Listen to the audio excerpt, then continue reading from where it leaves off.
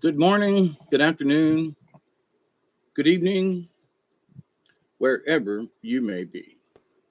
I'm your humble host, Mr. David Knoll, also known as Hawkeye Two Feathers. I greet you always with the love and the honor of the infinite creator.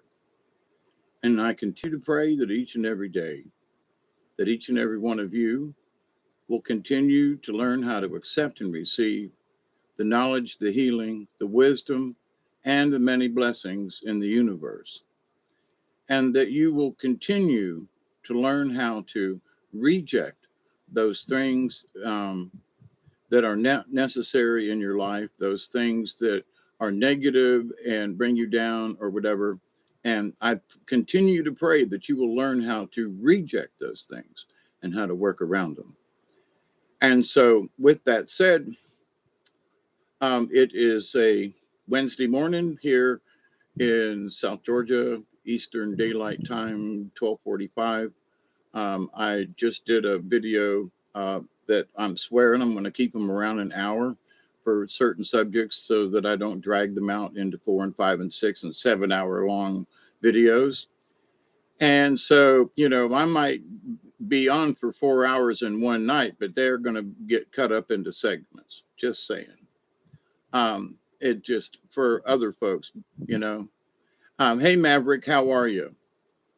So, those folks who wanted to come over, I said, give me 10 minutes. It did take me 10 minutes to type out the, my little paragraph for the discussion for this part of my maybe 3 or 4 hours on tonight, but in a separate segment.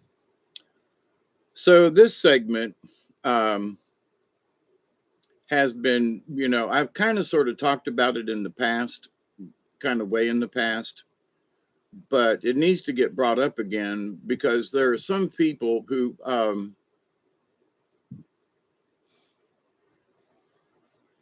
want to choose the right words that seem to be overzealous maybe or uh, over expect being expectations of themselves or something, but I'm going to get into the conversation, but it's like, well, I haven't been able to ascend yet, or I haven't been able to do this yet, or I haven't. And, other people think that I should, or the Bible says, or, and it's like, hang on here. Um, we need to, in this spirit business, we have to think about, as a partial Christian, partial Buddhist, and probably something else in my, Native American traditions, I realized that being a shaman of different religions, kind of tied all together, is where I need to be. But there are good things in all of these religions, about helping each other. You know, but the worship part is what's always bothered me, right? It's always like, but when you read some of the old texts, it's like God didn't want us to worship Him. He wanted to be honored and adored. Okay, so let's get that out of the way. But in the title of this particular video, it's very important. I'm doing great. Hey, Barry, you back? Expectation is a thief of joy. That's a good way to put it. Also, you've been on these things. But with this thing though, there are people that, man, I guess it's early on in the video. There ain't many people here, and I don't know how many folks, but I'm going to say it. Okay, with honor to all folks, regardless of where they are in their spirit journey, they need to sit down and be quiet and listen to what they've already learned. Some people are seeking too hard. They keep looking when maybe they should just sit down. Maybe there's a lot they've already learned, but because they keep searching, they keep expecting, they keep, so then, well, Buddha is my guy and I want to be like Buddha. Okay. I was told a long time ago that, David, you have the Jesus Christ complex. Now, I did not use that in the title, but oh boy. So I used, Jesus Buddha syndrome. And I have talked about this and it is important.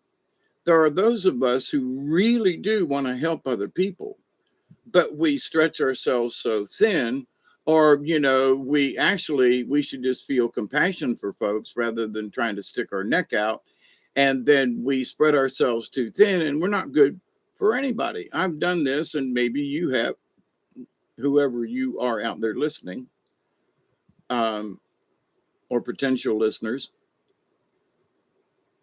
that this is important because God's going to judge us all. Yeah, okay. By what standard? By how you grew up, by how you were taught? Well, but there are people in the South who are taught about the Bible that a lot of us folks, just even Christian folks, don't agree with them, but they have Jesus on their side, you know. So in that, and this is no disrespect to Jesus now, okay, but there are folks who are trying to think what Jesus would want them to do, and then they expect it on others. So the pastor at certain churches are going to, talk about, you need to get yourself right with the Lord. Okay, what's he telling you? For some reason, he's telling you that you ain't right with the Lord. It puts doubt in you. Okay. So the preacher says, hallelujah, brothers and sisters, I'm here to comfort the sick and save the sinner. Say, thank you, brother. Say, all of you out there. Now, the preacher may know that there's some sinners in the church, but it's not for humans to judge. So, but you have to, if you're a preacher, then you have to put this spiritual message out there because you're on the pulpit, and that, you have to give your life to Jesus. Okay, well, that means a lot and to a lot of different people. But let's be practical about this. You have to give your life to Jesus. Now, in James 2, I think it is in the Bible, I did a video a couple of years ago about this. And I talk to people and I say, listen, are you this prepared? Seriously, are you this prepared? And this rich man, a lot of property and everything, walks up to Jesus and he says, Lord, what do I need to do to be able to follow you? And Jesus looked at him and he says, he says, I have property. I take good care of my slaves and I do all these things. And Jesus said, give it all up and come walk with me. And the guy was like, but. And he goes, no, you asked me, you know, what you needed to do. And this is what I'm telling you, sell all of your possessions, give it away, and come walk with me. But. And the man walked away disgruntled because he's like, I take good care of my peoples and my servants, and I take good care and I do. And Jesus was like, that ain't enough. So people in this Christian portion of this, it is going to flip back and forth to Buddha, but it's the same thing. Buddha was like, give it all up, you know, and if you're going to do this, then, but is it practical? I mean, honestly, is it practical, like Buddha in his older year, that he sat and meditated all the time? Is that like really practical? Well, people brought him things and he became a spiritual leader. And so he became the great Buddha. And so that, they brought him offerings and things and stuff. And it's like, okay.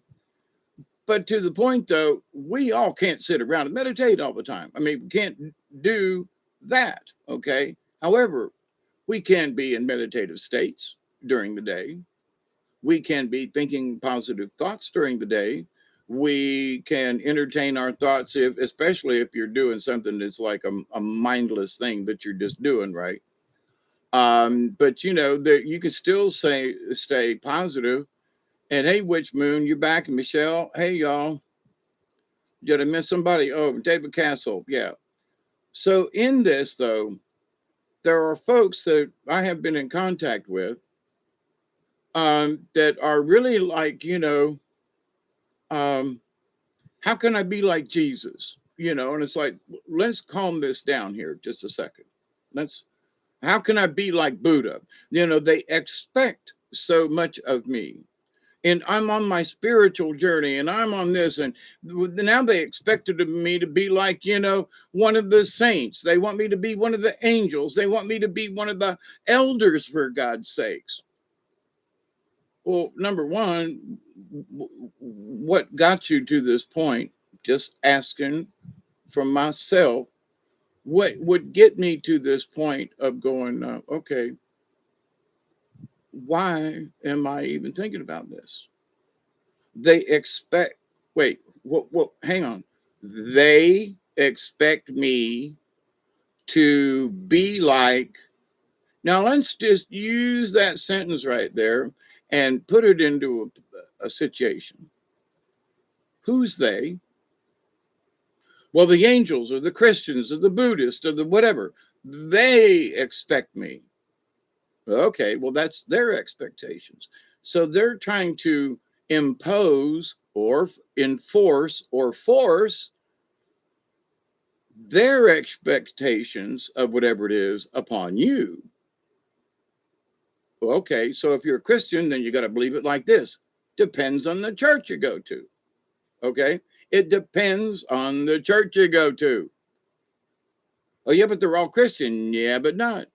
I mean, the Catholic Church is in the middle of a war for its own survival. And quite frankly, I'm glad to see it. I'm very glad to see it. It's tearing itself to shreds from the inside.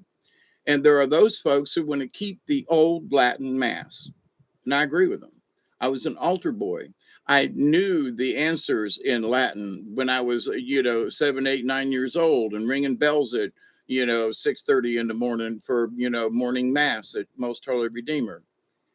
Yep, rode my bicycle in the dark to go to be there to be the altar boy for the, the first mass of the day because that's how devoted I was. And probably why I hate getting up in the mornings, but the idea, though, that so I wanted to be there. It was difficult and all, but I felt I'm an altar boy, and I've got this. There was something spiritual in me a long time ago, right? Other people, other boys, girls, they didn't want to be altar boys or have that dedication, devotion, or whatever. So because I was an altar boy and I wanted to do that, not because of other things, but spiritually, I wanted to be an altar boy. There was something to it for me spiritually between me and God and all that stuff, right? Having nothing to do with the church. Okay. So that's important. So what, but there are people who would devote their lives to being an altar boy or something, or a preacher or something. And then there are folks who just want to be good people, but just live a normal life. They don't want to go off on, 2, 3 week, binges and this and that. And, their spiritualness isn't there in the same capacity that others of us feel like, right? Okay. So that's one thing. So somebody says, well, I'm a Christian, but this is what they expect of me. Who's they? Well, the church or the people or the who. Well, then I got to stop and ask you, quite frankly, very simply, how do you feel you're doing? You know, are you expecting too much of yourself? It's like, well, just, go down the little simple list for yourself. Are you treating people good? Yeah. Are you cursing folks all the time and cussing and swearing? And, are you fighting and staying out drunk? And let's go down the simple list. How are your basic activities? Not that you go out once a week with the guys or girls or whatever and have a good time. That's not what I mean. But like for me, yes, I was an alcoholic. I had to have something to drink every night. Yes, there were certain things that I should have changed in my life early on. Yes. Can't take it back, but yes. So, but here's the thing. It was my choice to either continue or whatever. but it was my choice whether or not I wanted to become a Jesus freak or a Buddhist or a Buddhist or something like that. Hey, Mossy Man.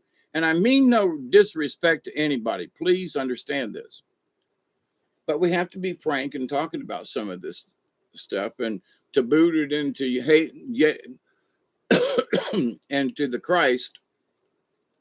The idea of this, though, is the quantum world, the spirit world knows where my heart is in this, so that's what's important. So each one of us at some point, whether in the past or possibly now or in the future, is trying to figure out where you are on the sliding scale of spiritualism. Well, here's the thing. Are you going by somebody else's gauge? Now, I understand it's like for myself, self-reflection is good. You want to say, well, how am I doing? Am I still being kind to people? Am I being mean or bad? Or am I, talking down about folks? Or how my thoughts doing? Am I hating anybody here recently? So I go down the little, what I call the short list, and I'm going, nope, I'm still within parameters, right? So you have to set your own parameters and in your own spiritual journey. So are you going out and gang banging? No. Okay, well, see, then you can just skip that out of your little list. But if you were to go down your list and let's say, for me, it was cussing at inappropriate times and using the F word all the time, right? And this, that, and the other thing. I hate this, a previous video. So I decided to change that because I wanted to change my own frame of thought. I wanted to change my own awareness, and I wanted to be sure that I was putting out positive energy. Hey, Bob, we got a little bit of glitching going on. I found the coolest YouTube channel, United Family Builds Log Houses and Solar. Yeah. So anyway, and by the way, these last 3 or 4 days, solar would have been very bad here in South Georgia with all the clouds and everything. All of my solar stuff did not charge, even the yard lamps. So just saying, we have to take things with a grain of salt. But anyway, better than not having any energy, just saying, having lived down here at all this all my life. But anyway,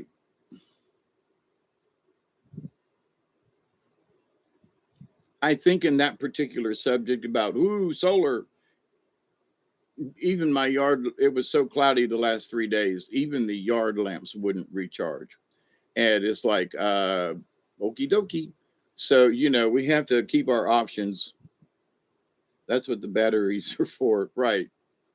But, people will think, well, they're good for, and then, but anyways, but my point is that, the solar wouldn't have done any bit of good down here the last couple of days. Just saying, batteries are not, because all the batteries for the first 2 days went off the batteries because it was so dark during the day, the lights were on, even when, it was daytime. So by the third day of cloudiness, though, the batteries were dead, and that's just the solar lights, just saying. So, but anyway, people, when they think about certain things, there are conditions sometimes. It's not necessarily storming, but you got cloud cover like we've had the last week. Oh my God.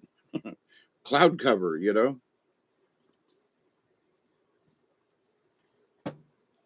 I'm not putting it down. There are some folks, but just go solar. It's like the savior of all things. Nah, nothing is. You know what I mean? Just pay attention to that. Tropical storm Fred is dumping up to 3 inches of rain on us. Oh yeah, up there. Yeah, it went by us, and it was really strange. The eye of the storm went by yesterday, hours. It was like, wow, this storm's passed, and then all of a sudden, about 8 or 9, well, it would have been 8 o'clock my time, 9 o'clock Eastern daylight. All of a sudden, I like hear wind in the background, kind of thing, behind me, because that's the storm was coming up from the south and the west. And so I'm hearing this and I'm like, what? And I look outside and it's already dark, but there's light enough in the sky that I could see the trees moving. You could hear the wind howling, and for the next 2.5 hours, there were rainstorms and thunder, and we got one of those bands that came in right over the top of us. And then the storm moved north, and that band moved over to Valdosta and gave them hell for a couple hours. So, but there for a while it was like, well, the storm's over. That's it. And next thing I know, it's raining cats and dogs and throwing limbs out of the oak tree and stuff into the yard and stuff and banging on the roof and but to the point, yeah. So yeah, we got another 2 inches of rain. I walked up the driveway today to slightly get off topic, but I walked up the driveway and those places where I've been putting in rock and cement and stuff, that 2.5 inches of rain ish that we got. Oh my God, there are certain places of the driveway that are washed out even worse than it was 2 or 3 days ago. I mean, it's just like this has just been one of those years for now. It's not just my driveway, mind you, because there are a lot of hills and things and stuff. There's a lot of sediment moving. Okay, in ditches and here in up somebody's yard. It's raining so hard it picks up dirt. People just don't know, and it carries it along. So there's a lot of sediment moving. There's a lot of dirt moving with this water. I'm just saying. But anyway, but going back to the syndromes, okay? So it's like, all right, so say for whatever spiritual journey you have decided, what time is it? Oh, it's 104, right? Um, I want to get ready for the 20. Um, so you say, okay, so I've I've not been a religious person, so I've heard about this Buddhist thing. What's it all about? Let's namaste and all this. Okay, let's give it a try. I like incense. Let's burn some incense and say a prayer. Oh, there's really nothing wrong with that. Okay, I mean it. Um, so this idea that we're supposed to act a particular way, all right, and that's sort of what the whole premise of this conversation is because the gentleman who asked Jesus, how do I walk with you? He asked the wrong question, right? But to the same point, though, Jesus is right in his discussion in that if you truly want to walk with me, then you've got to give up all your possessions. And like I've talked about before, Native Americans and a lot of native cultures, indigenous folks, they knew when their time was up and they knew they couldn't take it. So they would give their things away, and other people at their burial would sometimes leave an object from their possession, like was done up here on the hill and other places where chiefs and other folks have been buried. That, but it's not. It's in honor of. This person died, and I'm going to leave a penny on the thing. It's a tribute to the person that's passed, but the person that's passed can't take any of their stuff with them. I mean, I look around the house, and one of the things these last couple of days, and I'm not going to get on me in the house, but I've realized that, oh my God, I have got to make some decisions. And because there's too many things and not enough people to give them to, and the garbage can is probably going to get them in the long run. So, but it's my personal decision, but I want to keep it. Why? So, but anyway, so because there's a certain, me personally, it's sort of my own religion that I've kept certain things for reasons. And now later on, you realize, whoops, those don't apply at the moment. So when I was more able to go out and help people, I used to go build houses and shelters and work on people's porches and old people like I am now. So I used to be the person that went around helping old people. That's why I got to talk with old people, and I would sit on the porch and listen to them.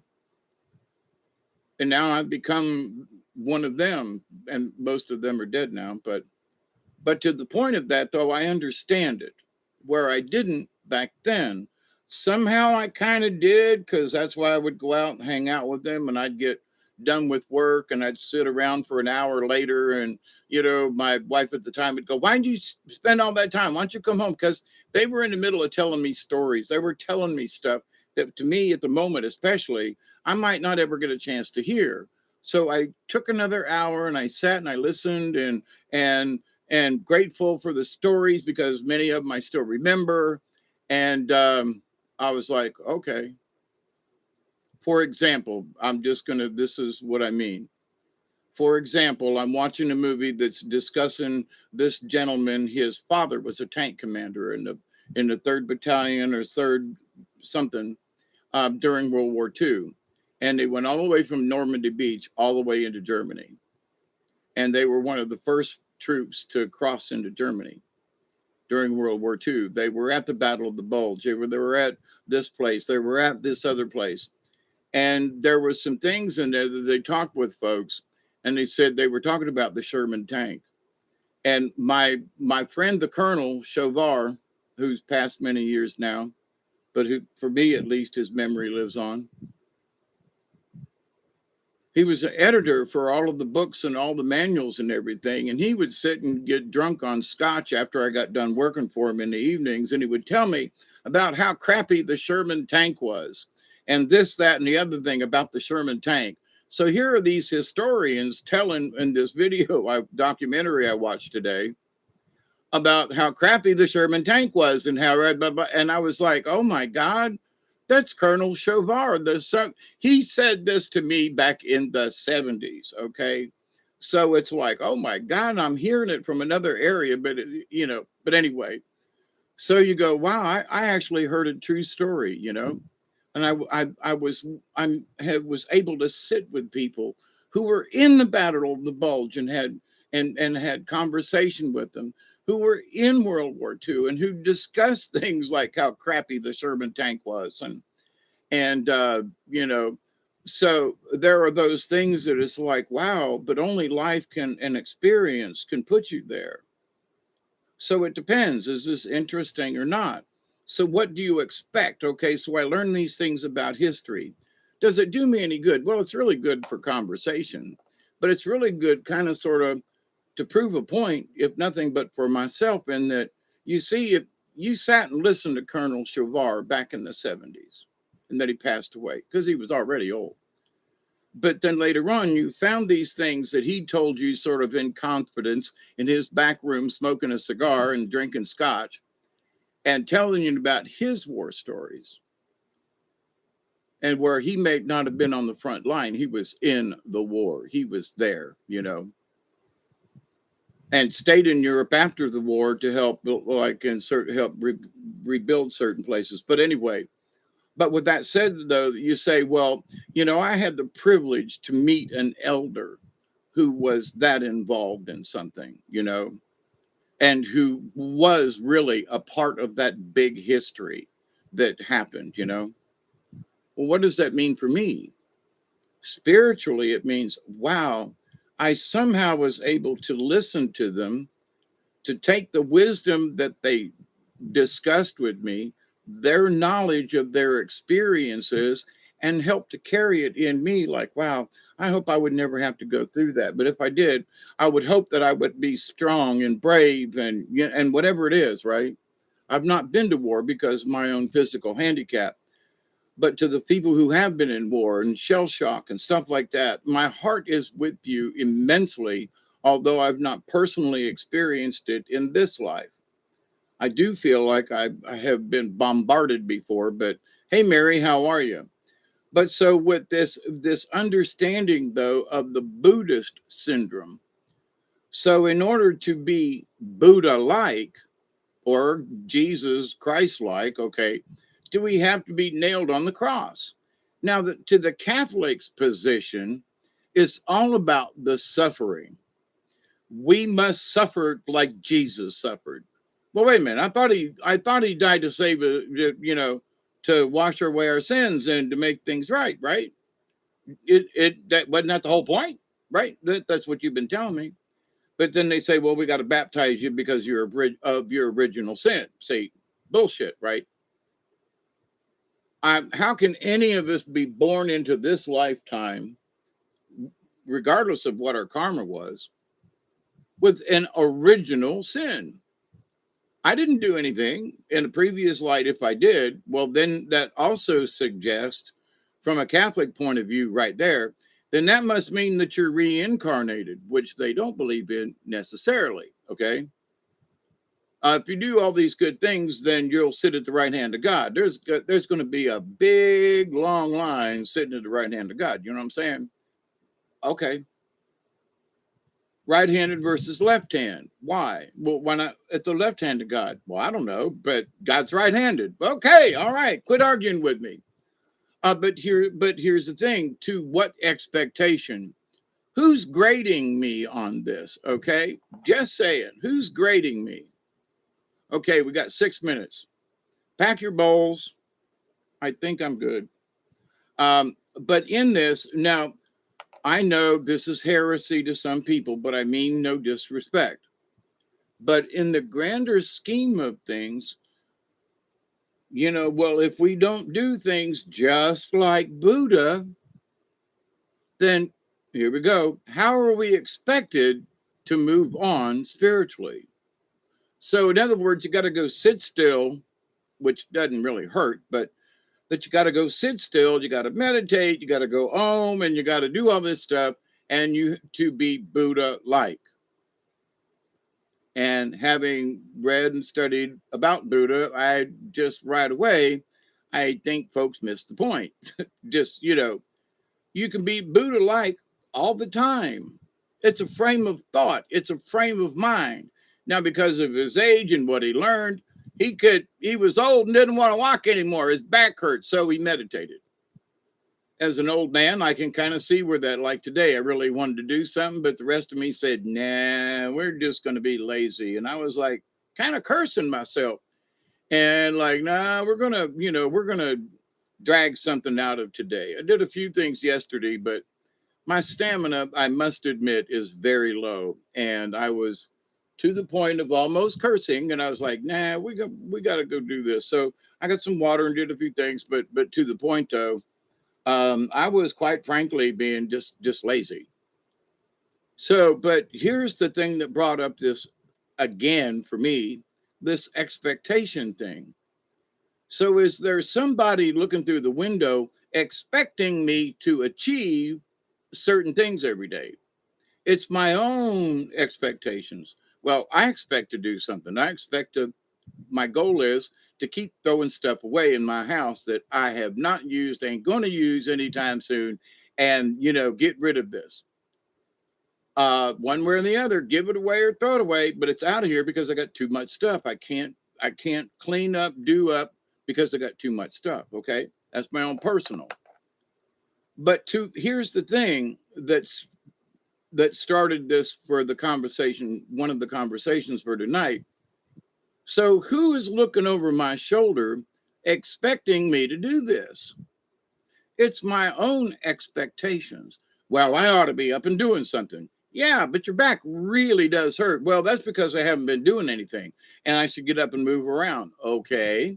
So rather than go out and try to dig up and pour some more concrete or something, me and my friend have been working on the porch out there and the footing. So, but it's been raining all the time. I am going to get cement and then have it turn into a rock again. I've lost, like probably 15 or 20 bags of cement over the years because they got wet before I could use them. So anyway, even covered, they get moisture.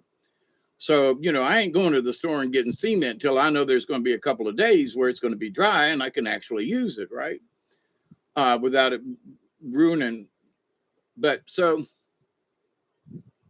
I'm not gonna. But I started. Yeah, but I ought to be out there working on the thingy. Well, I ought to be. Yeah, well, it's really muddy because of the rain we had yesterday. And well, y'all be doing this. Yeah, well, I went outside and the skeeters were just trying to carry me away. And I said, I just ain't in the mood for skeeters right now, And so I said, I'm gonna come in the house then, and instead of what I would like to do is go outside, but circumstances and the humidity, I'm going to come back in the house where I can stand in front of the fan if I need to, and I'm going to throw things away. Okay. But my point to this is, so who's judging me? So who's saying, well, Dave, you didn't do enough today. You didn't clean up like you said. Okay, so this is self expectations. I'm putting these expectations upon myself. So let's transfer this little example to spiritualism. So you say, well, they expect me to act like an angel. Really? By whose standards? Okay. I'm not trying to be mean. I'm not trying to be, brutal or whatever. But by whose standards? And who are they to judge what you're doing now? So if somebody, whoever they are, says, well, you're misbehaving, and okay, can you point it out? T-2. Okay, I'm ready. So, but in this, do we try to overcompensate? So there are people who are trying to be better and maybe it's that they're already okay. So they're trying to overachieve something when maybe they should just stop and just take a look at their own lives and go, well, I'm doing this and that seems to be on the good. I'm doing this and that's a positive. I'm trying to do this and I'm getting better. But all of this is the honesty of self. So are you a good Christian? To whose standards? You know? So as Jesus said himself, ye with no sin, throw the first stone, right? So if you're going to judge somebody, you better judge yourself first. So then there are those folks who are judging themselves, in my humble opinion, to an expectation that they will never get to because it's somebody else's expectations. Is it 20 yet? Yeah, here we go. Okay, light them up.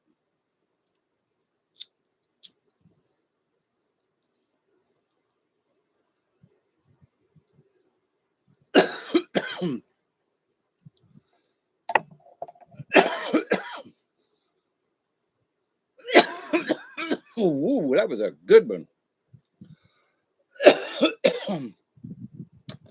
So there are many people with their faith and so forth. And like I have said over the years, I still pick up the Bible and read from it.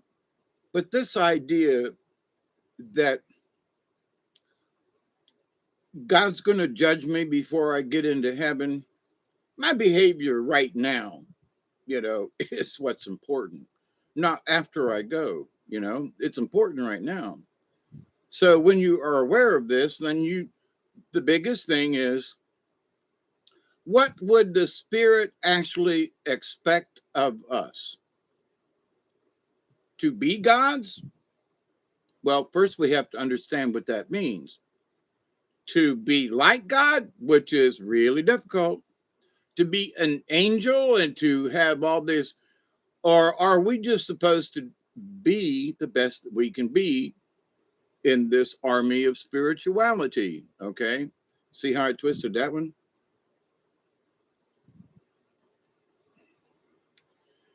But I honestly believe there are people who are trying too hard to achieve something that is not their reality, it's someone else's reality. And somehow they've been sold into it. Somehow they have convinced themselves that if I don't live exactly like the Bible, and I'm here to tell you, over the many years that I've been doing the follow the law of one, right? One commandment, do no harm to anything, covers all the other commandments or rules you could ever come up with. And so, what is my goal? My goal is to do my best with that one rule in the universe, to do no harm. So I know there are times I probably, scratch people the wrong way or whatever, but okie dokie. But I will say ahead of time, I have no offense. If this offends you, it's not meant. But if it does offend you, well, then okie dokie. I can't help that. It's in part of this discussion. So the Jesus Christ complex for those of us, and I know a few folks that, I have talked to them about this personally on the phone and said, listen, this is part of that Jesus Christ complex. But I'm not trying to be, yeah, but you're trying to save everybody. But that's in that you're trying to be like Jesus, which there's nothing wrong with. But we personally are not necessarily the saviors of the universe. We help people when we can. We do our best to be good human beings, and in that we are Christ-like, in that we are Buddha. Okay, in that we are living the shaman's journey, in that we are being close with nature, we are doing no harm, we are trying to be as much of a positive influence as we possibly can without being a total drain on society and a downer, we're not Debbie Downer or Davy Downer, and talk about all the bad stuff. And there are some of these folks who are supposed to be these Christian oriented folks talking about the Jesus thing and y'all got to be saved. But at the same time, what gives them their votes, I mean this without any remorse or whatever, but I'm going to state the truth. Mainly, what they talk about is the end of the world. And I will stop and listen to some of these folks. Don't get me wrong. And in some of that, I support in that they are trying to get people spiritually motivated and in their own life and everything, that they have become pastors or, I see nothing wrong with that. Especially when the word of God they're trying to teach is that, hey, we help each other out, we send prayers, but there are those who are like, everything is about the church and everything is about money and everything is about this and you got to quit doing that. And no, I'm sorry. So in my lifetime, I've met a lot of different preachers, and some of them were very nice people. And they weren't in it. Well, that's a lie. One of them was actually in it for the money. But he said, I don't know. I'm not good at anything. He said, but I'm good at this. So in that, he took it as a job. But so he was in it for the job and whatever money he made, but he wasn't into overcharging. But to the point,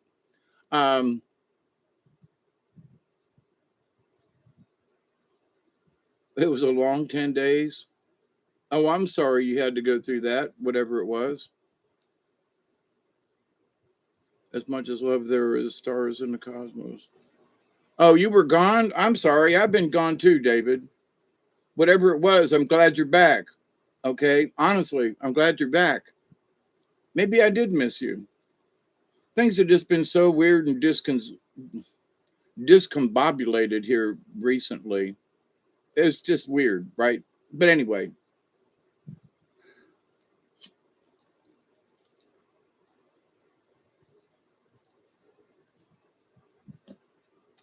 so something, okay, that's enough of that. So something that people probably may not agree with me on, and that's okay, accept it ahead of time. And I still love them. But in that, we just, do we need someone else's approval um, to gauge us in our spiritualness? Do we have to have somebody go, wow, man, you pulled a muscle in your back? Oh, man. Oh, I have done that, Dave. Honest to God, all the back stuff, I have been there. It and and and broken and cracked ribs too. You can barely breathe, and oh God, I know where you're coming from, and it ain't fun. So I'm glad you're back. Yes, but anyway, with this JC Budo syndrome, if we follow quote the teachings of either or teachings of certain shamans, maybe like myself, but about the red road and about those natural things and about awareness and the understanding of the universe and all things are connected and all of these things. That's complicated enough in and of itself. But do we need some gauge as to how we're doing? Now, because, well, what's your credit score? What's your this score?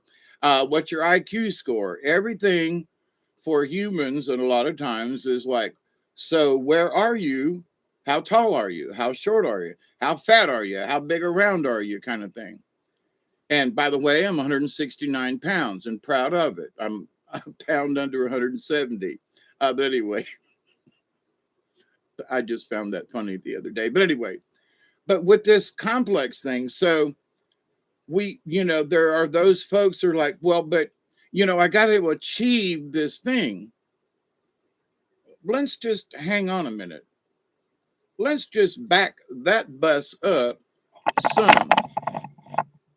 And why do I say that? I say it in that in being the overachiever and constantly looking for the next, okay, I'm going to use it.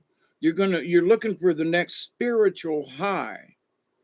Well, but I had this really big, I went, had this really big experience and it made me feel like this and it did that and.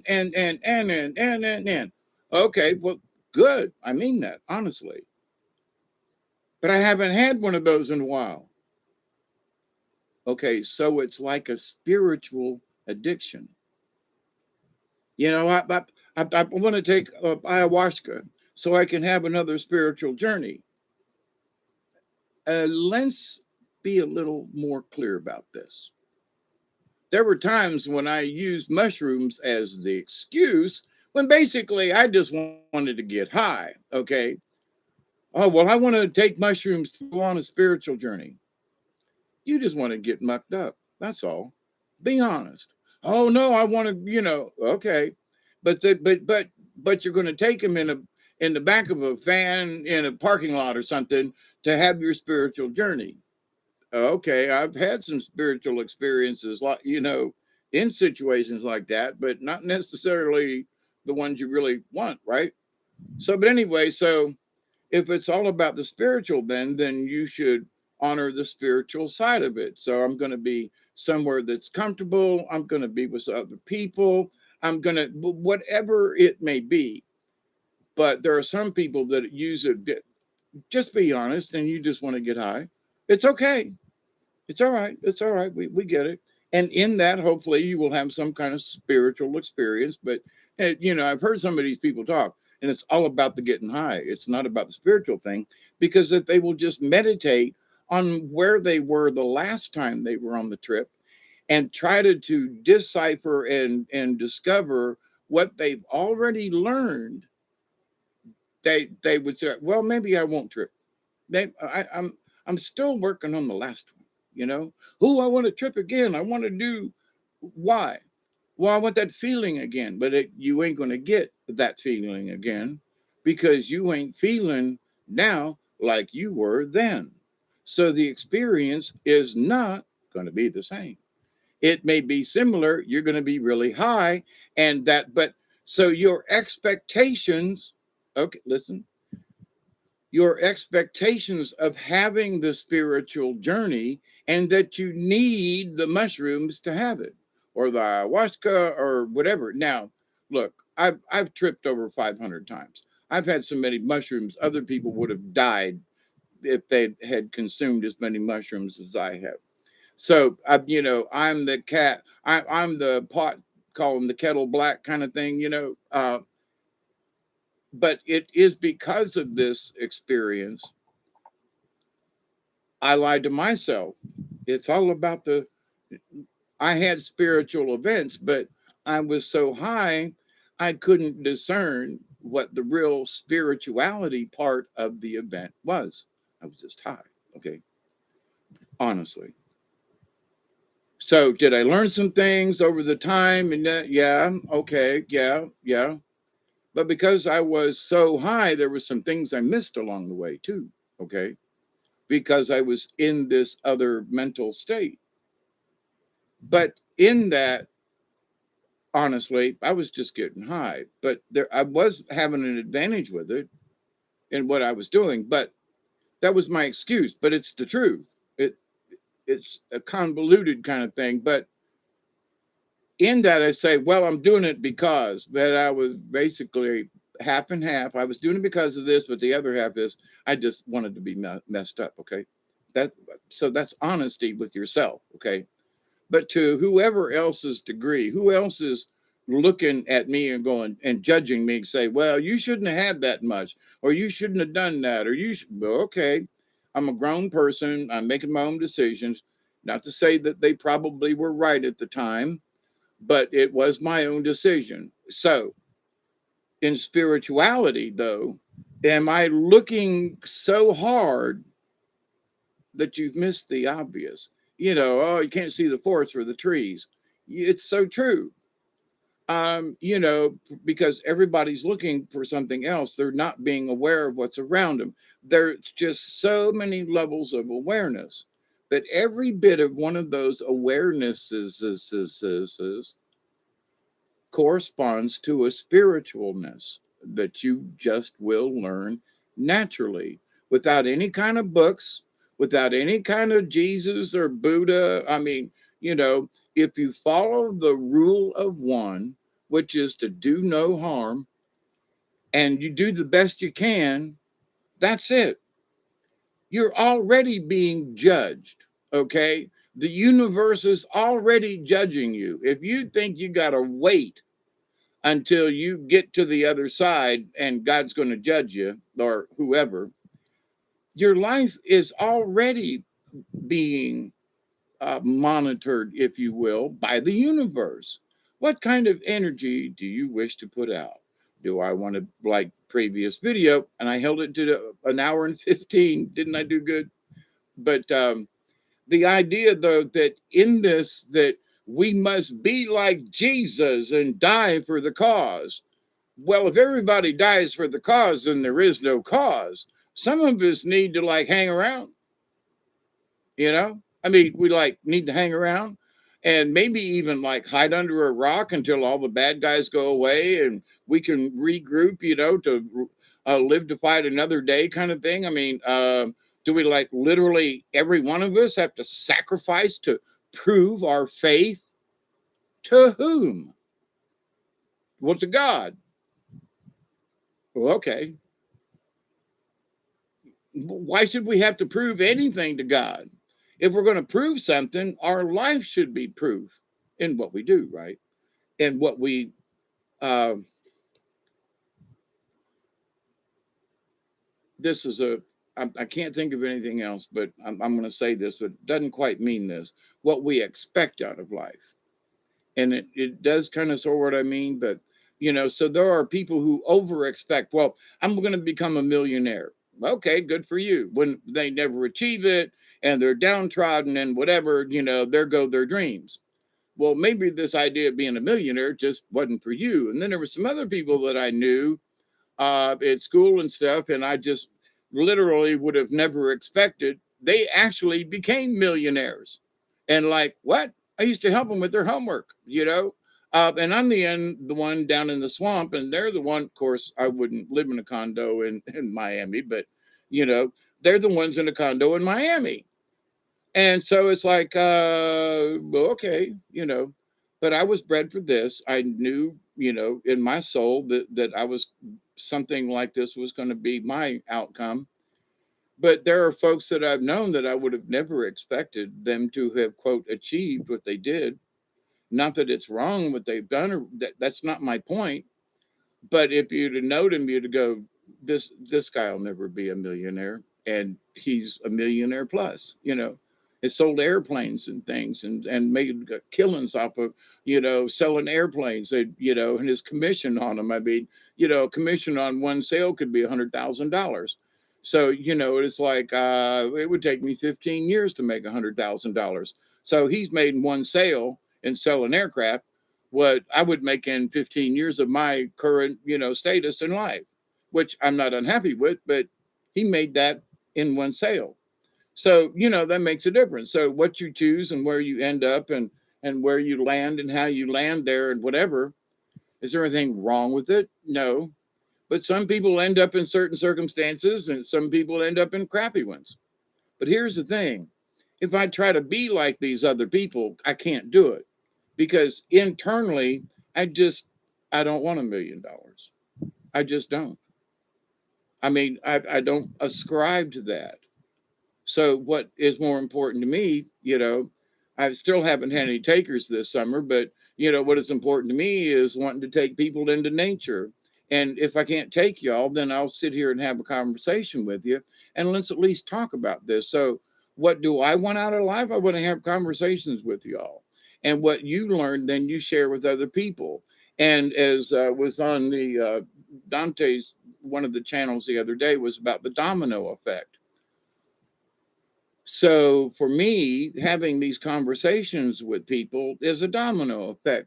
So if I get you to at least consider these other possibilities, well, is somebody putting an expectation on me? Is society doing it? Or are you allowing society to put an expectation on you and then you're trying to achieve this and all this other stuff? You know what I'm saying? So it's like, and people are trying to, and look, as an engineer, you always had to come up with something. You had to make sure there was always a savings. So, you had to achieve these things. It came along with the job. You accepted it, right?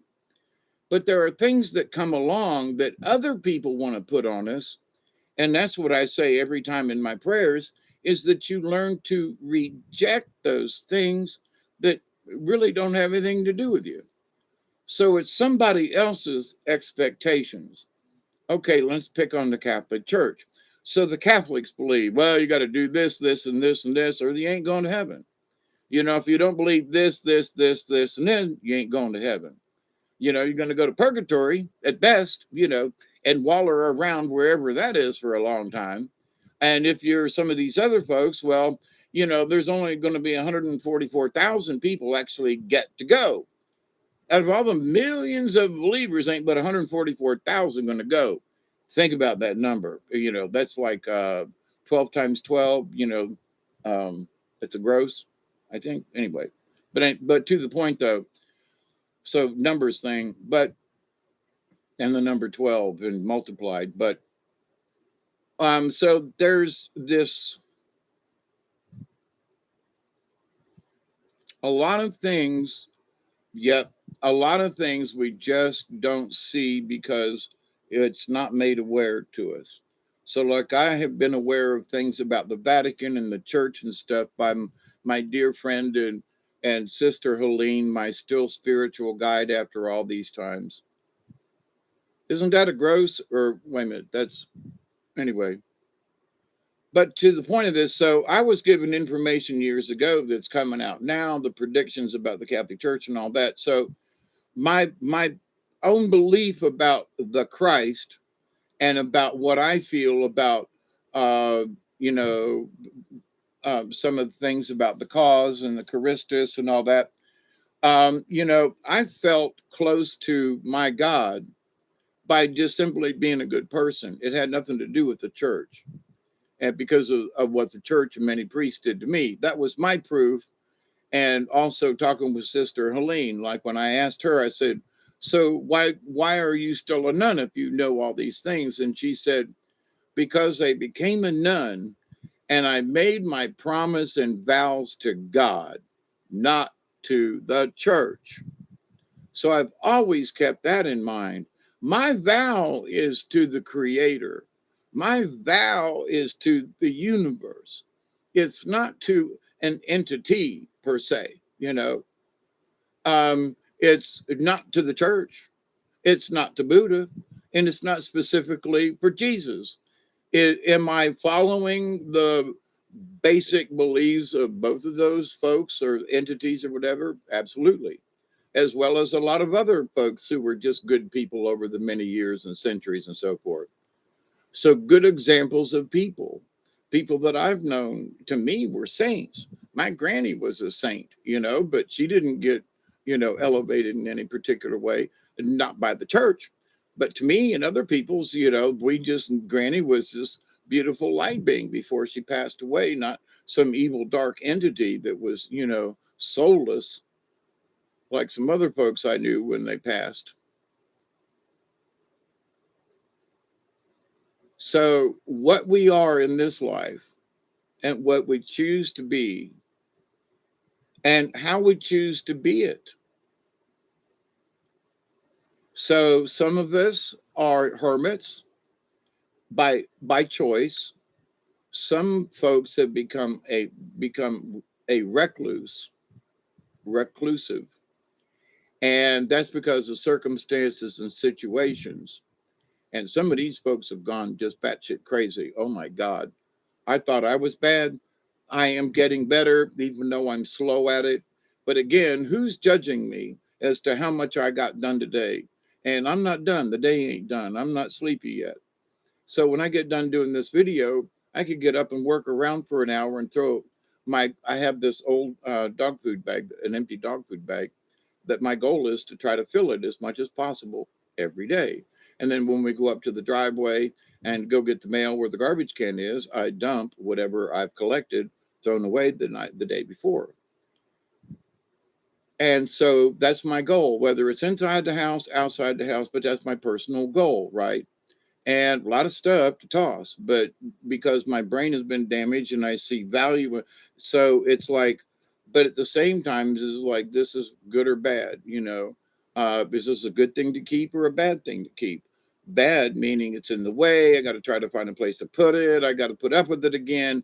That's bad because I'm already overcrowded. So to try to save something again. So for me, in my good, bad thing, well, that's a good thing to save. I can literally see like, if the lights go out, I could use that, like a 12-volt fan or something. That's laying over here on the shelf. I need to put a better place to put it. I'd like to put all my 12-volt kind of stuff in one place. So if the lights go out, I got 2 or 3 uh, flashlights over here, candles. I got a light that sits over here. If the lights do go out, it automatically comes on and gives me a little light till I can find a flashlight. I mean, some people say, well, aren't you a little paranoid or whatever? Haven't you gone? No, I know that living down here in the country, certain things happen. So I've just learned that these are simple things that you can do that, so that when situations get a little rough. But here's the thing, somebody said, well, you could have a better this or that. And I was like, you could have an air conditioner. And I said, I could. And I said, I got one upstairs that needs work. I bet you it doesn't have 200 hours on it. Like maybe a good one summer kind of thing, and it hasn't run in years because the fan motor's stuck. But it's in my wall. So I have planned on air conditioning here in my house, but over the last few years, I haven't had anybody to help me get up there, get the air conditioner out and fix it. I haven't had anybody to help me if I wanted to replace it, to put another one up there. So it's still upstairs.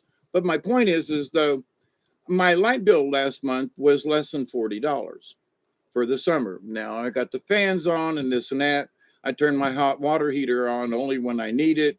I've learned to use cold water in a lot of situations. I mean, it was raining the other day and I went outside and took a shower under the eave of the house. It was raining so much. Cold, yes. Make your nipples hard, yes. Another thing, body parts want to shrink up inside, yes. But why go through all the trouble? So, but not everybody can do that. Not everybody would do that. um, Crazy is just a label they give you when I know. But see, it's official. That's the unfortunate thing, that it's official in my charts that I'm crazy because they sent me to the loony bin. I had to be all that, but to the point though. But see, I had to stop using that word. Now, you hear me say, well, yeah, I'm a crazy old man, but that's more of a title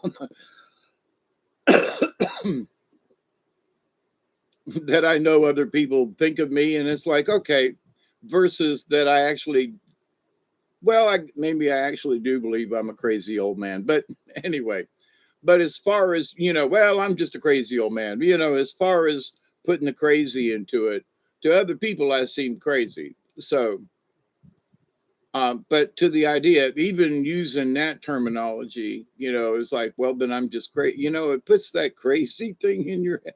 I mean, do I really want to tell myself that all the time? Is whatever it is, right? But anyway, so with the Jesus Christ complex, with the Buddha syndrome, what as we as human beings are we expected? To just be good people, to have a good heart. And but the next thing someone would have, but by what standard? Well, wait a minute. So you want to judge me? You want me to take a test to see if I qualify for your version of spiritual. Well, he goes to church on Sundays. Okay. Well, but this guy, he's Catholic. He goes every day to mass. Well, does the person who goes to mass every day any more better than the person who goes once a week on Sundays? Now, my grandmother, Pooey, Catherine Pooey, the witch, no, that was our Pooey, supposed to be our grandmother, Pooey, uh, went to mass every single day of her life up up towards the end. And she was one of the meanest, nastiest, witchiest, ugliest people of all of us kids. All nine of us agreed. There were other folks who agreed. Her own kids agreed she was a meanie and a witch. And so, but she went to church. She was a devout Catholic.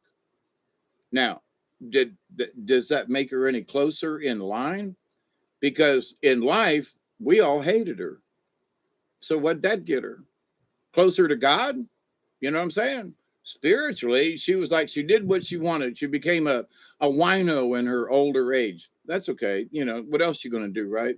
Play cards with the girls at 70 when she's in her 70s. Okay. Drink a little wine. Have a good time.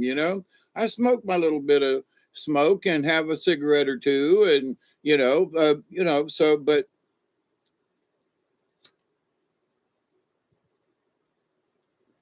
the things she did to her children, her own children and her grandchildren, and eventually great grandchildren, before she passed away, there is nothing good to say about her by any of us. Not one of us has got a good thing to say about her. And that's horrible. She's supposed to be your grandmother, poo. I wish she had been related at all. But anyway, and it's really hard for me not to use the H word on this woman. You know what I'm saying? But whatever was wrong in her head, it was wrong. And she was cruel and mean. And for whatever reason, she was cruel and mean. I mean, she literally certain pictures. She looks like the Wicked Witch of the West. I ain't joking. We all agreed because we were looking at pictures, going, "There's Grandma." Ew. Pooey. There's Catherine. That was her name. But anyway, but so, but to whose standards? So to a Catholic standard, she went to mass every day. She did communion. She went, I don't know what she said when she went to confession and whether or not, but see, I don't even know if she considered what she was doing as wrong, okay? Because of her, whatever mental status she was in. So, and God knows what happened to her when she was a kid because we didn't know any of the grandparents or nothing. So, what put her in whatever thing that made her into this psycho witch? So, but in her mind, she was going to heaven because she did what the Catholic Church said. There you go. She did what the Catholic Church said. She gave her tithe. She went to church. She went to mass. She did Holy Communion. She did all the things the Catholic said. But she was a horror. So, versus my granny, Raleigh, who very rarely went to church on Easter and around Christmas, she liked those holidays. But she, on the other hand, was a very spiritual woman, and naturally, and all the kids in the neighborhood loved her. We all loved Granny, Grandma Raleigh. Oh my God, yes. And even the grandkids, what little bit they remember of Grandma Raleigh, yeah, she was a little short, round, happy woman, wasn't she? And her cheeks would get red, and she laughed at a bunch of stuff. And yeah, that was her. Somebody who would say, well, why do you use that word all the time, David? Like, why do you say hate all the time? She would be one of those people. You know what I mean? But she would say it. Well, why do you do that? Well, maybe you shouldn't. And she would drop it, you know, unless she was in a mood and she'd go, there you go again with that, just to remind you, but in a kind way. Whereas other folks were just downright rude, but they were the ones from a religious standpoint, from a church's point of view, they're supposed to be saved. And we just know otherwise. There's no way that Catherine over Miss Mary Raleigh was even comparable. So there you go with that. So that's my proof in life. So what does a religion have to do with it? Nothing. Period. Nothing. So by whose standards? By whose expectations? So if you're reading the Bible and well, God expects more of me. Does he or she or it or does the universe really expect more out of you? Why? By who's telling you this? Well, I just need to, but who is trying to tell you this? Who's judging you? Who knows your heart? Who knows your actions? Who knows the type of person and being you are, and maybe that you actually wish to be? Maybe you already are that being. But if you try to live to somebody else's standards, but that's their standards. Nobody can judge you as to where you are, as how close you are to heaven. I don't care who they are. They ain't got the right. It's your life, because in 10 minutes you can change your mind and everything changed from that point forward. Whether you live or die, like the one of the thieves on the cross and said, hey, I want to go with you. There's a cure for child abuse in Catholic land, and beat and mistreat the kids, go to the confession and repeat. Yeah, I agree. And see, um, Catherine grew up, I'm assuming, in the Catholic Church. So she went back to the turn of the century and back to the, I don't know, 20s, at least the 30s when she was born, probably even sooner than that. But to the point though, so there was this other standard also, you know, um,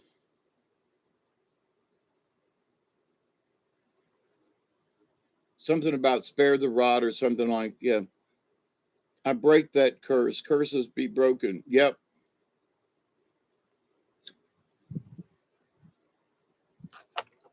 So one of the things, I guess it was 8 or 10 years ago,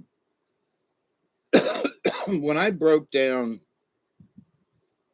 and understood the belief 100.1% thing for myself, I realized that, oh my God, I've been this close to the spirit the whole time. Okay. I was trying to gauge my own spirituality from someone else's point of view. Okay. But now, in the natural order of things, which is why I started using the term shaman, was that I could see that for my choice, I wasn't going to be a priest. I'm in a way a monk, but, and yes, I'm a hermit, and I live here at the Little Old Clockney River Hermitage. There's a sign up at the driveway. So, yes to all of that. But am I a recluse in that I don't ever interact with people or I hate going out or anything? well, I dislike going out sometimes, but I'm not against it. But this idea, though, that by trying to live to someone else's standard, I have never lived up to that. But for them to condemn me or whatever about what they think they know about me spiritually and how close I am or ain't to the universe. Now, here, let me tell you a little story. I'm sitting here with my friend Rob the other day. He'd stopped by. We were chit chatting and it started to rain. And he goes, look, there's a skank. There's a. And I went, what? Looked over there and where I'd seen a snake a couple of months ago between the here and the bathroom was a lizard, you know, yay long kind of thing. And no offense, blue tail, the different people call them racers, blue racers, and other people call them skanks. And anyway, they're a type of lizard and they run around. So he ran around the floor and ran into the bathroom and ran around. We sat here and was smoking one and watching and looking and everything. And he came back towards us and he went over to one of my shoes that I had pulled out from underneath the cabinet in there that God knows I don't think I've worn these shoes in 2 years because they've been under the cabinet. But anyway, so the shoes are sitting there. I'm cleaning them up, and that's one of my chores, right? And the lizard crawls into one of the shoes. Then I'm looking at Rob, and we're both looking at this thing going, well, that's weird. He'll pop out any minute. I haven't seen him come out yet. Now, I have not messed with the shoes. But now, to my point, though, those shoes have been under there for so long. He didn't like go into one shoe and check out the other. He knew exactly, or she, the lizard did, knew exactly which shoe it wanted to go in and went in. And we sat here for 20 minutes, talking and waiting for the rain to quit. And that lizard never came out of that shoe, at least not that we noticed, and we would have seen it on the floor or whatever, And I have been tempted to go over and kind of push the shoe to see if the lizard's still in there. But from my standpoint, I looked at him, I was laughing. I go, there you go, there I am. And he said, what's wrong with that? And I said, because most people would want to immediately throw the lizard out. And there are frogs that crawl across my floor at night. There are other things. There's been snakes in the house. I've talked about that. And there are people who just freak out about that kind of thing. But to me, it's proof that, and he agreed. He goes, well, they're comfortable enough to come in here and live with you, you know? And, last night I had a great big spider fall from somewhere right on me. Now, that shit freaked me out. It was like, we ain't having this. But so I don't know if that lizard's still in that shoe or not, but it's like, it doesn't really matter. Now I'm going to move the shoes. I got to clean them up and all that. But they've sat there now for 2 days because I'm curious to see if the lizard's living in that shoe because of the way it went in there and didn't come back out. So it's like, so what's in the shoe? Maybe they got laid egg. I don't know. But anyway, but to the point though, for me, when nature and you can live together, that to me is a compliment. That a lizard could find it comfortable enough to come find a place here in the house. And if it's been under the house, and hopefully it's been eating roaches and whatever else, and spiders and whatever other bugs, that are around, I really don't want to throw the lizard out. You know what I mean? I don't want to piss it off. It's welcome to scan the floors for bugs. Great. So in my world, I find that to be a very spiritual experience. So in my world, that's another, like, not necessarily a notch, but a plus. Like, wow, I got lizards living in the house. I got frogs that come through. I got spiders, and this or that. And I've had the odd snake in and out of the house, and there are things that live around. So, but for me, it's just another. It's sort of like getting a car. Getting an animal card. You mean this lizard's been living here the whole time? I mean, he's actually like got his own little, lives in his own little world. He comes out and hunts through the house and in the bathroom area and all and stuff and under in between, because where he was at, the wall there connects to the other wall to the kitchen. So it's like, so He's been going through there and parading and clean. Oh my God, all this time I've not noticed, you know.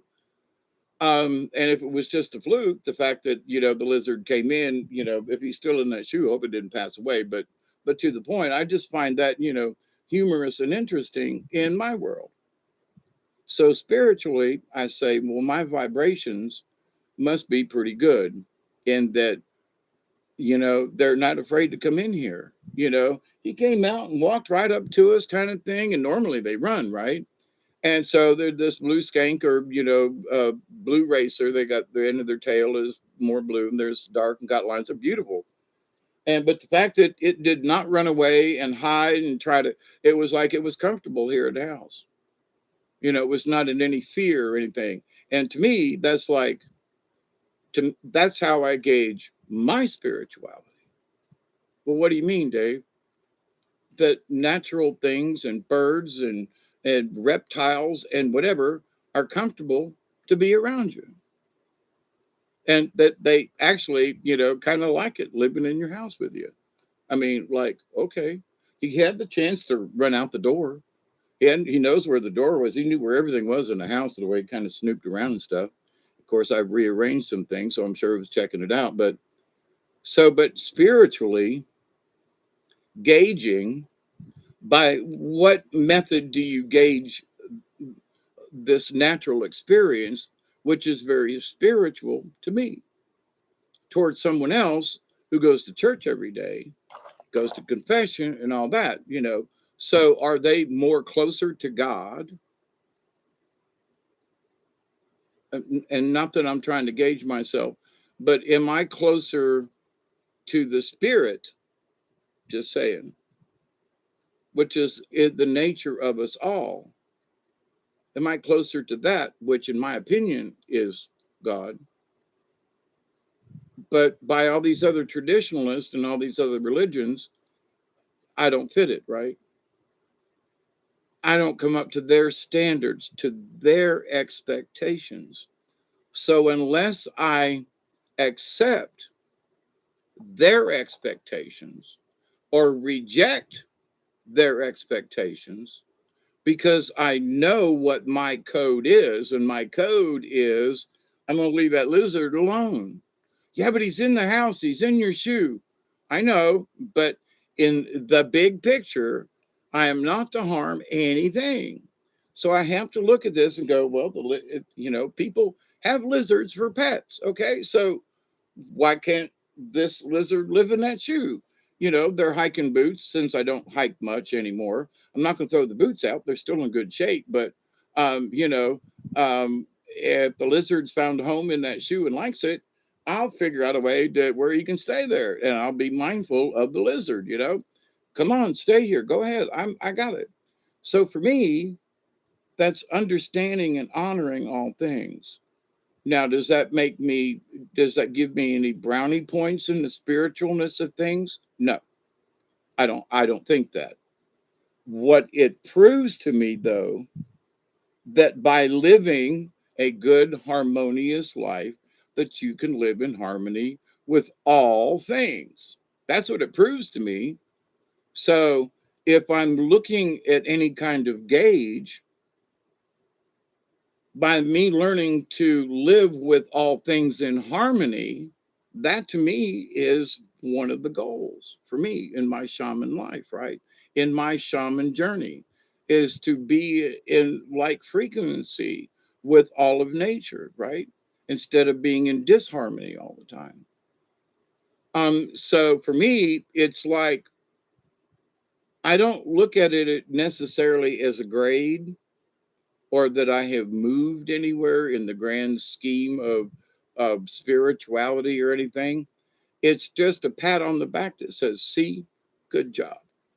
That's all. You're doing what you're supposed to do. There's your proof.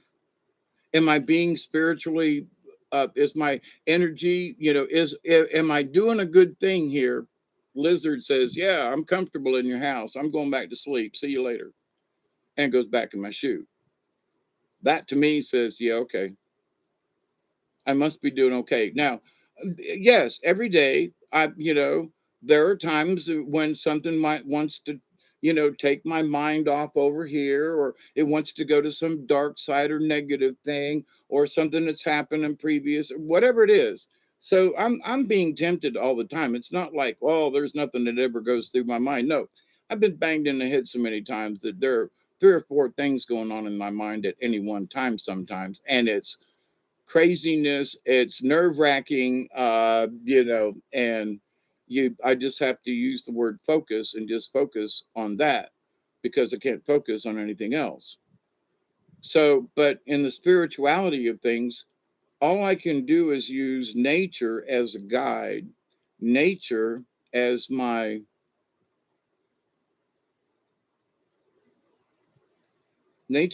guide, yes, but nature also as my gauge. How do things naturally happen around me?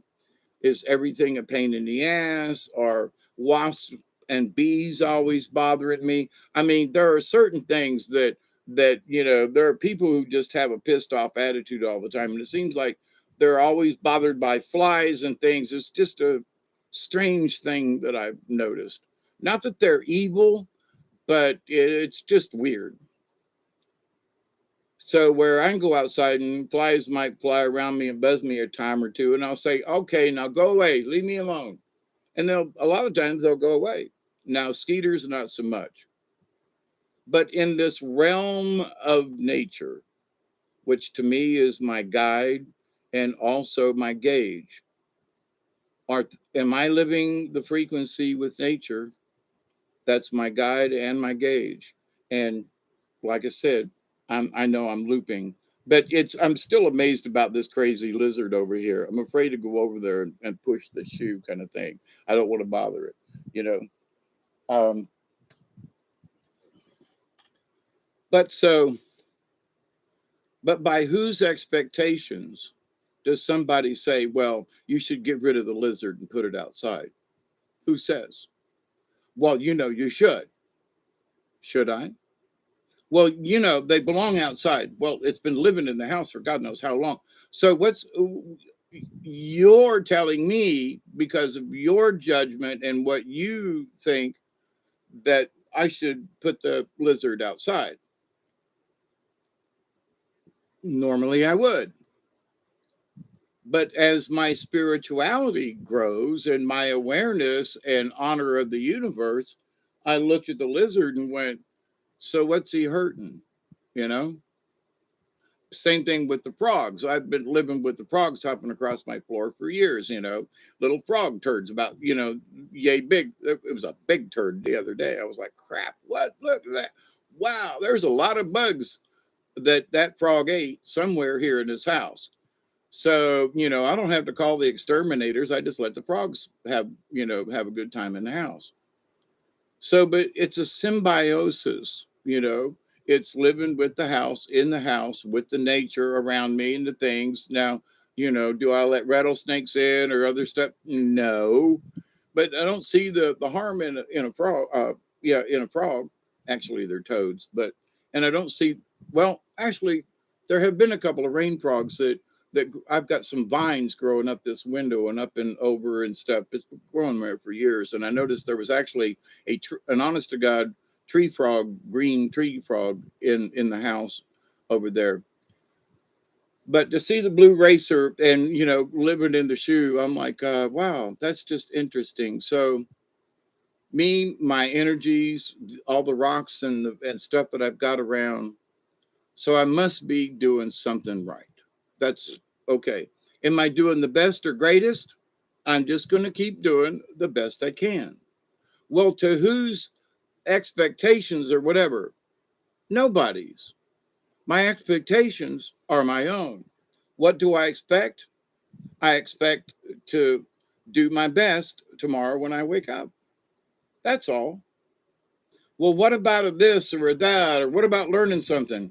Well, I have been watching, different folks and this and that from the backgrounds. And there's some things and stuff that people are going through that I've done been there. And in some things, and Spirit has asked me to just don't get involved.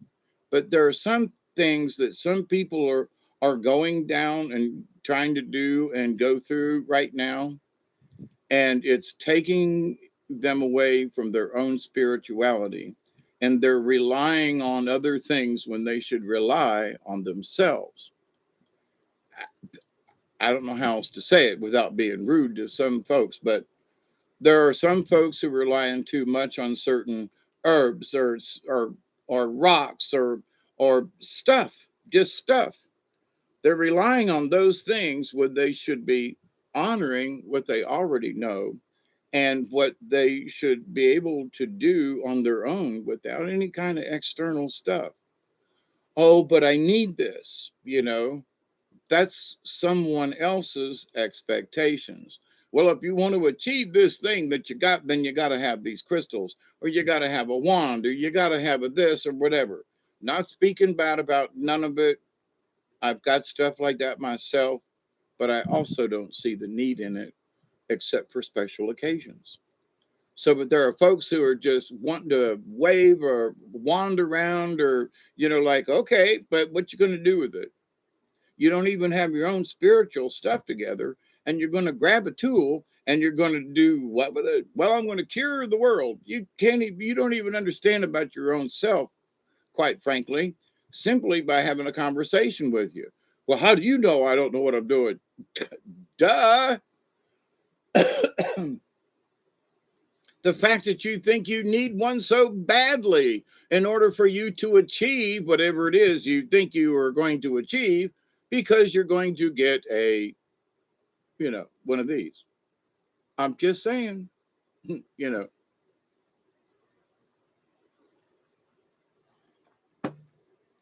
So they have imposed upon themselves and almost embedded within themselves. Now, I went through a phase of this, so I can relate. I've talked about this where I had to have certain rocks, I had to have certain things, I had to have certain, or otherwise it wouldn't work. Now I can light a piece of sage and wish it, pray it, give my intentions, and wash myself with the sage. And because of my understanding in my current connection over the years and how I continue to work with it, I know that my prayer is still being answered. My ceremonies are still being answered because my awareness of my previous prayers and ceremonies and drummings and everything, every time I light the sage, it continues my prayer, you see. So it's not like I got to have wands and staves and all these other things. Now, I realize the power has been within me the entire time. Now, could it enhance you and all this stuff? That's not my point. My point is that people are using other people's gauges, other people's expectations, other people's whatever. Well, you got to have this if you want this. Really? Okay. So they focus on that when they should be focused, on what they already know. Why do they want one of these things so bad? What's pushing them to get that? What is their motivation, Well, I really want one of those. Okay, nothing wrong with it, but why? Well, because a staff or this or that. It's going to give you what? Well, it's going to give me power. Really? What are you going to do with it? So, but to my point, though, along with the JC complex, along with the Buddha syndrome, there is this new age, gotta have a thing, okay, in order for me to be, quote, powerful. You don't even know how to speak. You can't even have some thoughts together. You don't even know what it means. I'm sorry. Yes, in a way, I'm judging you. But there are certain things on the outline that somebody says, okay, you're coming to summer camp, all right, let's see what you know. Have you ever been in a canoe? No. Okay. Have you ever do you know how to swim? Yes. Okay, that's a plus. Okay, have you ever been on a nature hike? No. Okay, there you go. So, you ask these questions, right? So, in the spiritual context of things, so why are you here at summer camp? Well, because I want to learn how to backpack, or I want to learn how to hike, or I want to learn about plants, or I want to learn how to canoe, or I want to, I just want to have fun. Okay. But to the summer camp. So, this idea of spirituality in learning about nature, in a way, is like summer camp. So, why are you here? Well, I've got this, this fishing pole, blah blah blah, and but do you know how to cast this? Do you know how to? Oh, oh, we're coming up. 2 minutes. Thank you, David. Yeah, and I did come prepared. But to the point that there are folks there when even for myself, I realized that, oh my God, I had a fishing pole and didn't know how to fish, basically, in the spirit realm, right? I had these quote tools I thought I needed when, maybe, all I needed to do was to build a fish trap on the side of the river and collect what was there versus spending all my time trying to catch a fish. Just there are things. Boy Scout motto, be prepared. Yes, like the power of Grayskull.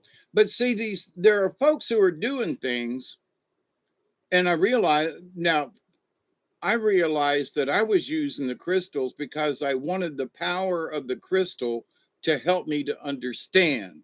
So I knew what my motivations were for crystals or for certain things, right? For ceremonies. There are other people that want some certain things and they ain't got a clue what they're going to use it for or why, So it's like, I go ahead, get one.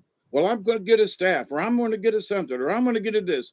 Okay, but why? Well, I just think they're cool. There's nothing wrong with that. Okay, but there are people who are thinking I'm going to get this staff and it's going to somehow make me powerful. I got news for you. I did a couple of years ago. I did a video. It's 220. Okay, here we go. Light them up if you got them. Light if you got them.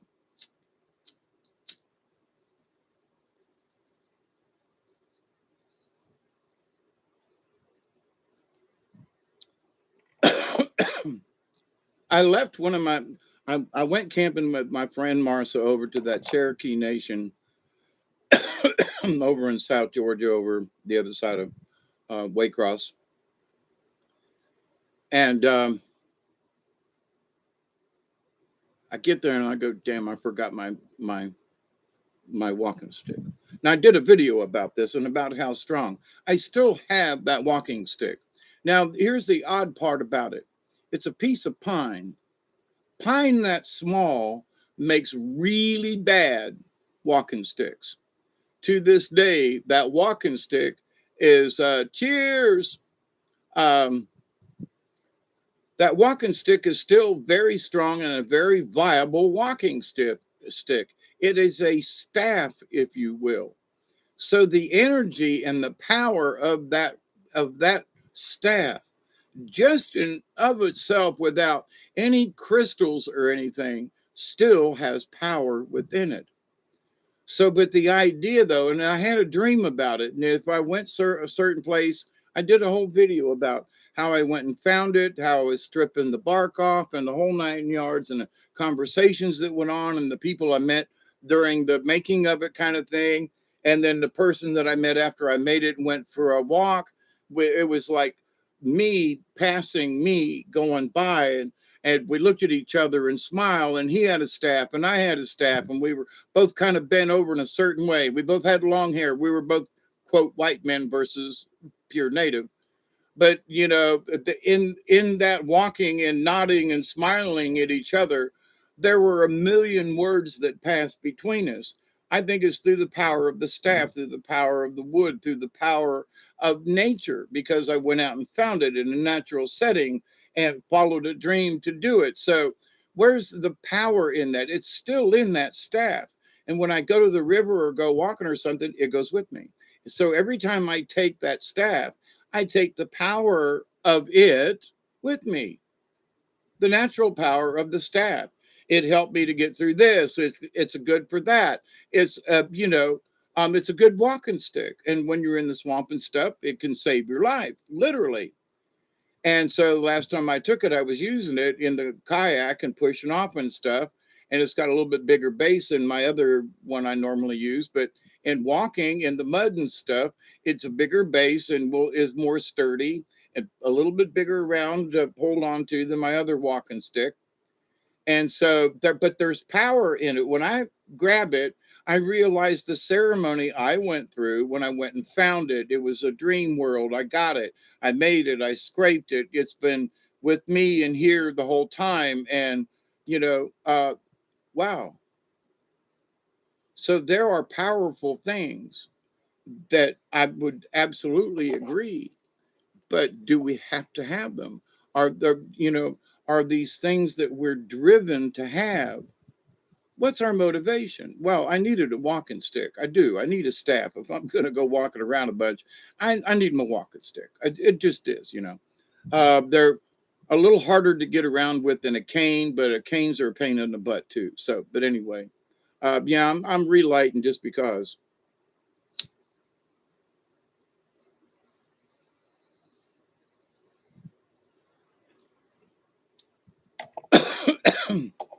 So recently, the my spirit guides have been kind of flooding me with this. And I mean flooding me. I mean kind of waking me up kind of thing. In that there are some people in the spiritual realm out there, and I love you all, I do. And if you know someone that's go on, little one, go on.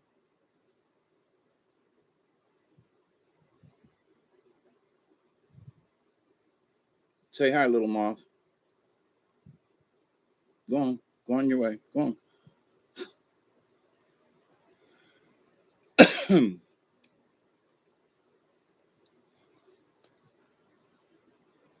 Who was it? Was it Snow White that lived with the dwarves that in the first Disney thing where all the birds and she sang and they all kind of came around to the and the seven dwarves kind of thing? Isn't where all the birds sang and every blah blah blah. Anyway, but there are sometimes that in that way with birds and stuff and things, today's letter is 3 because the number of joints I smoked since the show started. Maverick. Oh my good. This is a 3 banger, huh? Are they the great big ones or just and never mind. But to this understanding though that people are trying to gauge their lives to other people's lives. And what you need to, the first question you need to ask yourself first is, why do I need to gauge where I am? Am I in a contest with somebody else? The answer should be no. There is no contest except with yourself. So your expectations of spirituality come from your first, what are your basic goals? My basic goal is to follow the one rule, to do no harm. Okay. So anything else after that is all right. So I can do anything as long as I don't break the rule. I can go to work, I can have a job, I can do these things. Well, if you drive this particular car or if you get these shoes, you could be, child labor somewhere. Oh, look, there's going to be child labor somewhere anyway. Let's be real about this. But now if we know a certain product and we support it, like I haven't been to a Walmart's in a long time, okay? I haven't given them any money. Dollar General has been because they're local. I don't have to go far, but they have everything I need. I even bought a belt that fits me. After all these years, I needed a new belt to hold up my pants. Um, you know, but this idea though that, and I can throw 2 or 3 old belts away now. But this idea though that I have to live by someone else's standards. Well, that's one thing. Do I have to have what the Joneses have? No. The old thing, you got to, be like the Joneses. If the Joneses got a new car, you had to get one, or. But anyway, who cares? So that's one thing. You have to understand certain basic things.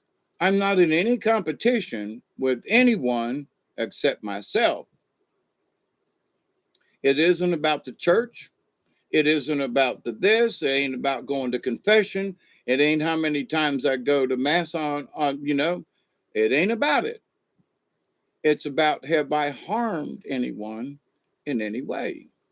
And Catherine, that person, she broke that rule all the time.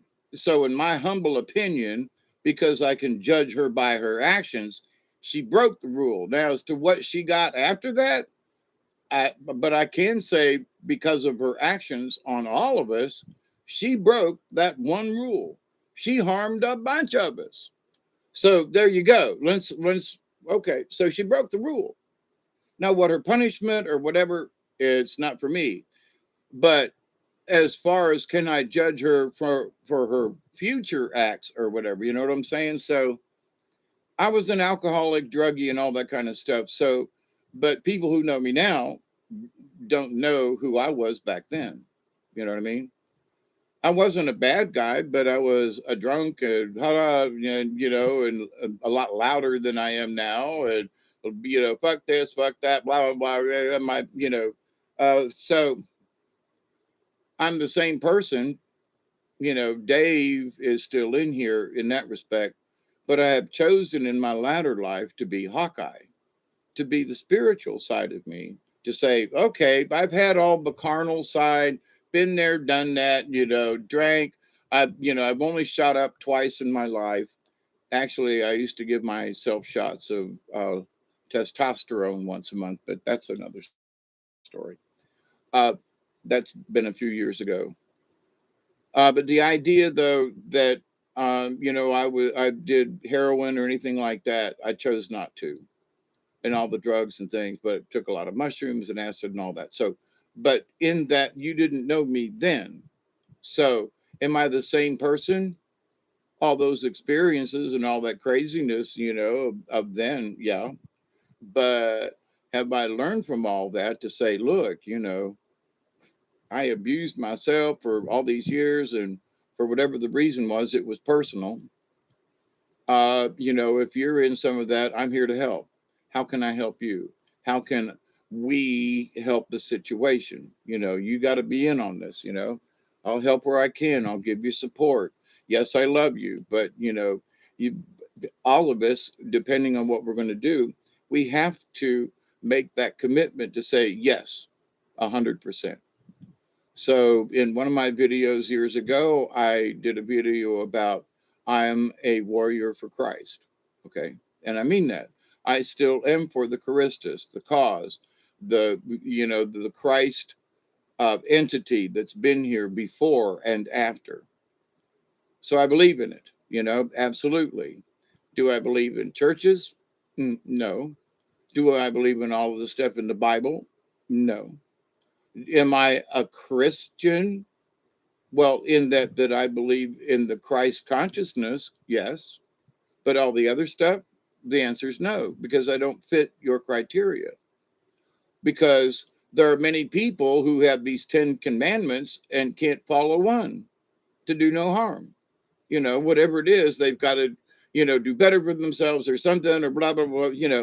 And it's like, so that's your intent. You go off that way. And so you get what you get. I mean, no disrespect, but sometimes you call it to yourself. And so folks are looking in areas for answers, and the answers are like, it's okay. They interrupted me.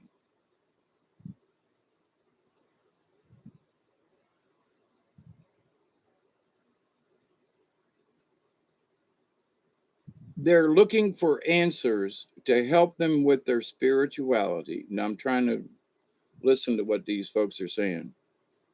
They're trying their best to improve their spirituality by continuously looking for the next thing that is going to inspire them or teach them, or like there are so I trust me, I went through 20 some odd years of the Egyptian thing. Okay, so I've lived through it, done that, moved on.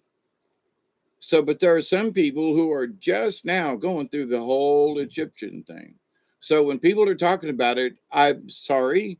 I, y'all keep going. You need to learn on your own, So, but I'm not. I don't want to participate simply because it's boring. Okay, you all have to learn this. Well, yeah, I learned this about this. Okay.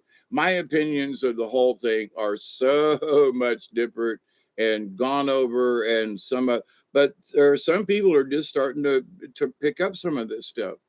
I started with Egyptology back when I was in high school in 1968. Okay. So 1968, a lot of these folks weren't even born yet. Okay. So I'm not trying to pull rank, but I just don't want to listen to another video about the Egyptians. Well, unless you've got something really new, then no offense, but I've heard it before. And I've got a few more opinions that none of y'all want to talk about. So I'm not going to belittle you. I'm sorry. Y'all have to catch up with me, but I've already been through all this. So in a way, I feel, and there's no sense in me to feel this way, but it's my own thing. I feel like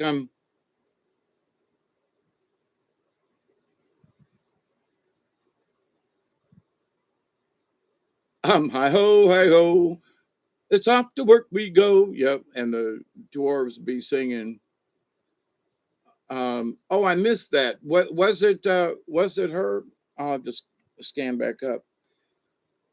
But anyway, but in all of this, we have to stop and go, okay, so, but who's being our judge? To what standards are we supposed to be being held to? If we do the number one law and do the number one rule and honor and respect things and do the best we can under whatever circumstance comes our way, what else is there that we can do? Oh, but God said, or Jesus said, or what? Okie dokie. But maybe, just maybe, you're already are doing it. You're going into things. It's interesting. Don't get me wrong. I'm not saying stop looking at the Egyptians and all that or whatever. That's not what I'm saying. But I've just been around for a lot longer than some folks, and I'm sorry, but unless it's something really new, then okay, it's just conversations I've already heard, and I would rather listen to something else or a new point of view on the matter. Something, you know what I mean? But oh, it's about that again. Oh, they're using okay. Oh, they're all right, but all right, okay. And I'm good with it. But I'm sorry, but I've already been through it. So why not come and participate again? Well, maybe there's something else I personally need to focus on that I honestly haven't considered or reconsidered or something, versus going back over something that some folks are just starting to get a handle on. So out of respect for them, I don't participate, because then it would have a tendency to be like, oh, you people are, you ain't caught up, what's wrong with you, blah, blah, blah, blah, blah, can't go there, because it would stimulate those kinds of things. And I don't want that, right? I don't want to be in a position where I go, oh, come on, you people, you move on with this, will you? Nah, y'all got to learn on your own, you know. Am I being spiritually snobbish? Not if it's because I've seen that movie 200 times. I'm sorry. There are some movies I'll come back to and watch one more time. But that one, I've been there.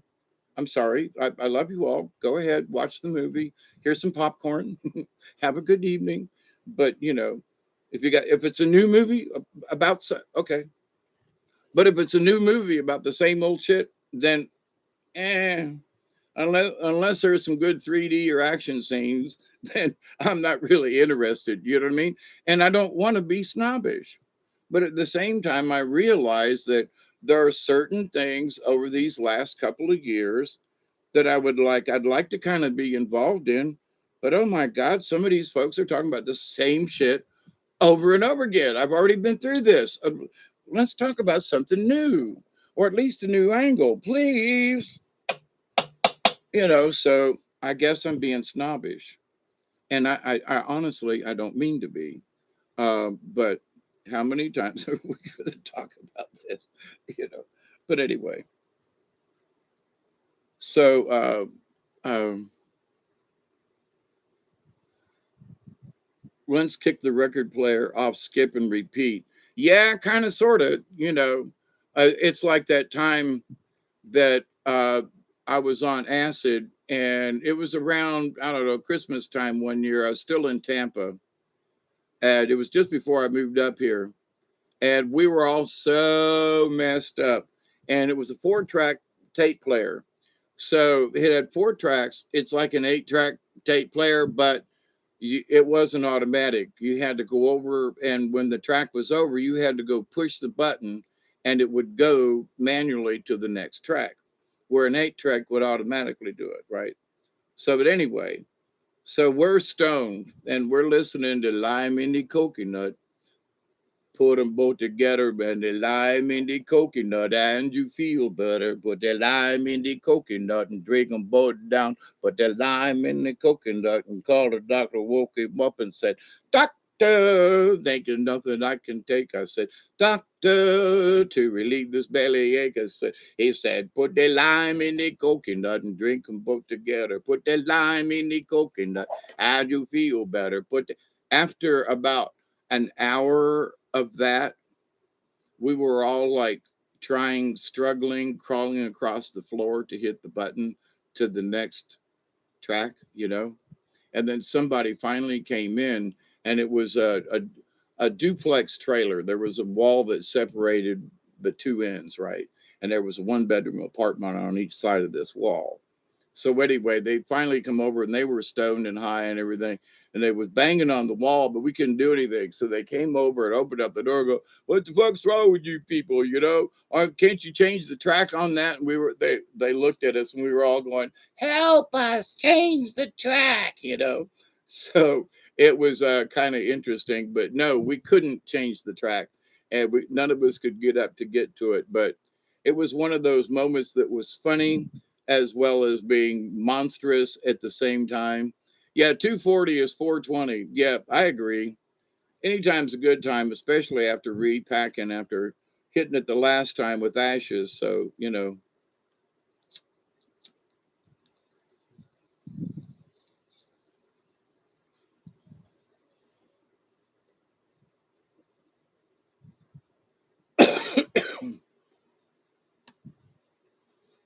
So I would like to share this. Wait, who's on? Gaza, how you doing? Greetings and favor. Agree with you. Hawkeye movies, boring TV programs, all boring, same old stories, just new series, different people. Yeah, I have watched more old movies simply because I don't know, there's a quality of acting, even in the black and white ones, that in a lot of these newer movies and stuff, the cast just doesn't, there's just something about, they just look weird together. And I can watch an old black and white, or like an old Sherlock Holmes series, and or something like that, or Charlie Chaplin, and you see these people, and they're different people in a room, but they, whatever the scene is, it fits. I've seen some of these other programs, some of these TV shows and stuff, where the people in the scene don't look like the scene doesn't look natural. It really looks fake. Where there are some scenes, shows, whatever, the people in the scene, not necessarily the series, but certain scenes, they just don't look, it doesn't look right. It, whatever it is, and I can't watch it. I go, not that, sorry. Um, yeah, the quality sucks. Now there are some good shows in certain places, but they're in oddball places, I find. Um, but some of the best stories, I hate to say this, I really do, but because I like listening to stories, whether I'm watching it or not. But see, some of these anime and some of them go back into the 70s and 80s. Some of the old ones, some of the storylines are really pretty good. You know, the voice acting is tremendous. Now, whether I'm actually watching it or not, I like to listen to the story and the voiceovers and the oh my God. So I listen to these stories, and so I'm if I'm hooked on something, it would be some of these old anime things, and because of the storylines and the interactions of beings from another dimension or whatever, or they're fighting demons and how they interact and how they're trying to work for the good and whatever it is, but that there's a story there, there's dialogue, and the voice acting is really good. So it's like better than watching TV, where some of the I'm sorry, some of these folks just are really bad actors. You know,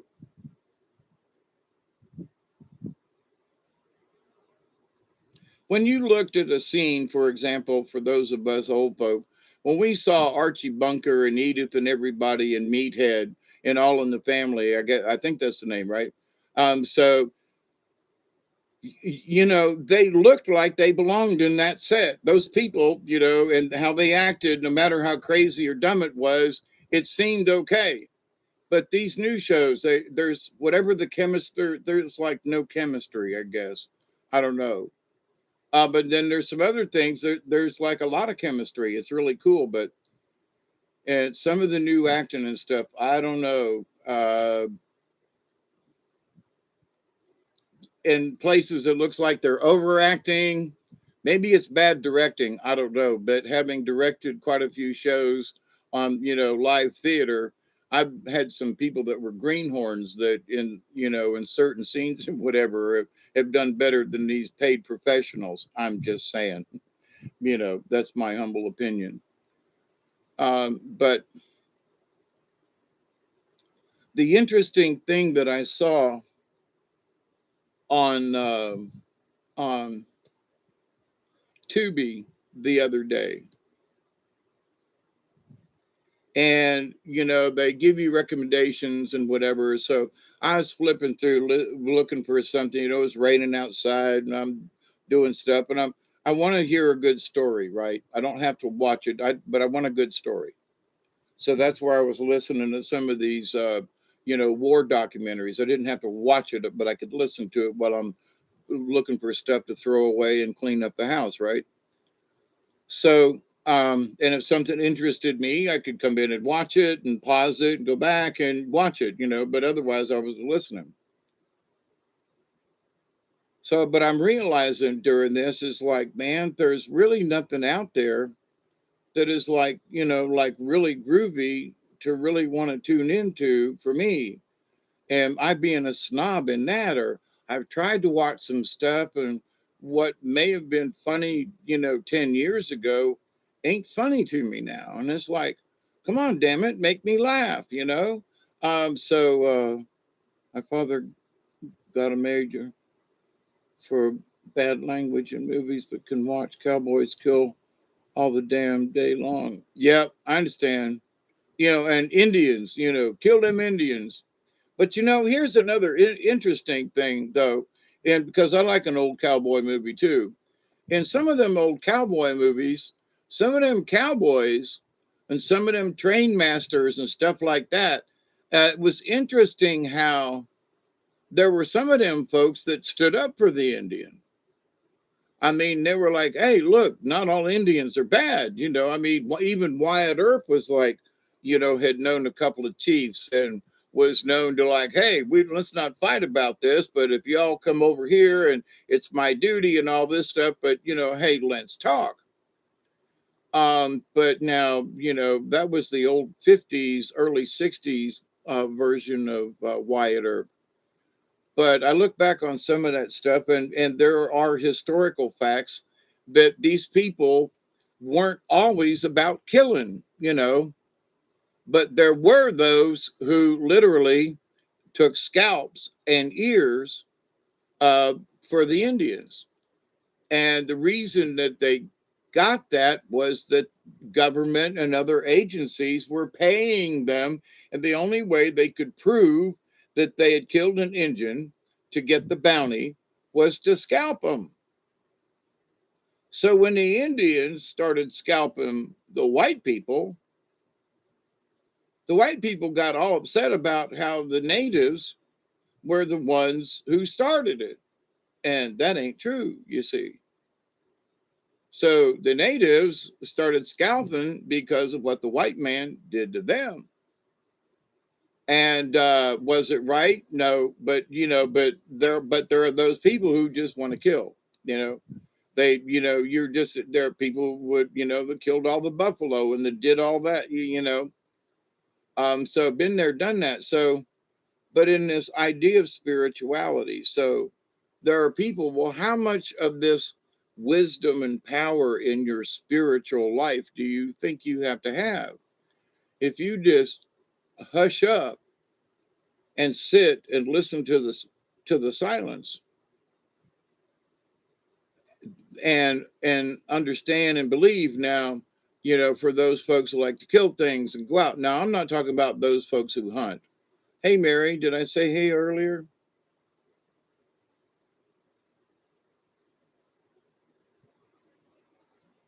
Cinemax called Warrior based on the writings of Bruce Lee. I'm now awaiting the third season. Yeah, that's okay. Custer told me he was alive when he was scalped. Yeah, he should have been for what he did. I mean, because there were some of those Indian scouts and folks, but there were some of those guys who were just cruel, and there was just no point in it. The natives moved as far away as they could, and the blue coats kept chasing them, and they got I'm sorry, but they got every goddamn thing they deserved, you know, for what they had already done and what they intended to do, because they intended to go into the village and kill and and they didn't make it. So yeah, they got what they deserved. But so and to them, all them Christian people killing them natives, killing them savages. So in their point of view, they were all going to heaven in a little rowboat. Clap clap. Remember that song? Um, Boy, no, that goes way back. That might have even been in the 50s, at least the early 60s, and I can't remember who did it. But anyway, but in this, judgment call as to who's right or wrong and Christian or whatever. So, but were you cruel during your lifetime? In any way to animals or birds or other human beings?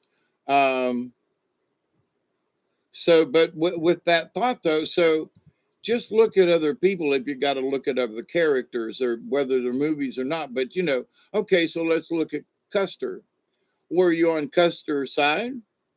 Do you think he was right to go up there and to rout those Indians and to kill them and to do all that? Or the native peoples who have lived there for centuries at least were being driven from their homes? Which side do you take? Are you for the Indians, the savages, the ones who were protecting their lives and their children and their way of life for millennia, or the white people who were moving in? So there are people going, well, the cavalry, of course. Well, then you know where they stand. You know what I mean? So if you say no, well, no, the Native Americans, but here's the thing: do you think Custer would have given up, or he would fight to the last man? So whether it was honorable or not, that's not the point.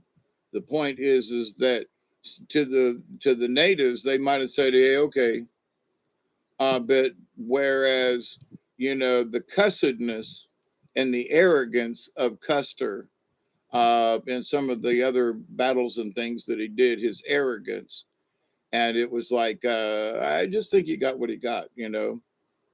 But see, I don't wish harm on anyone, but if you put yourself in a situation and then folk had to defend themselves, then they got what they got.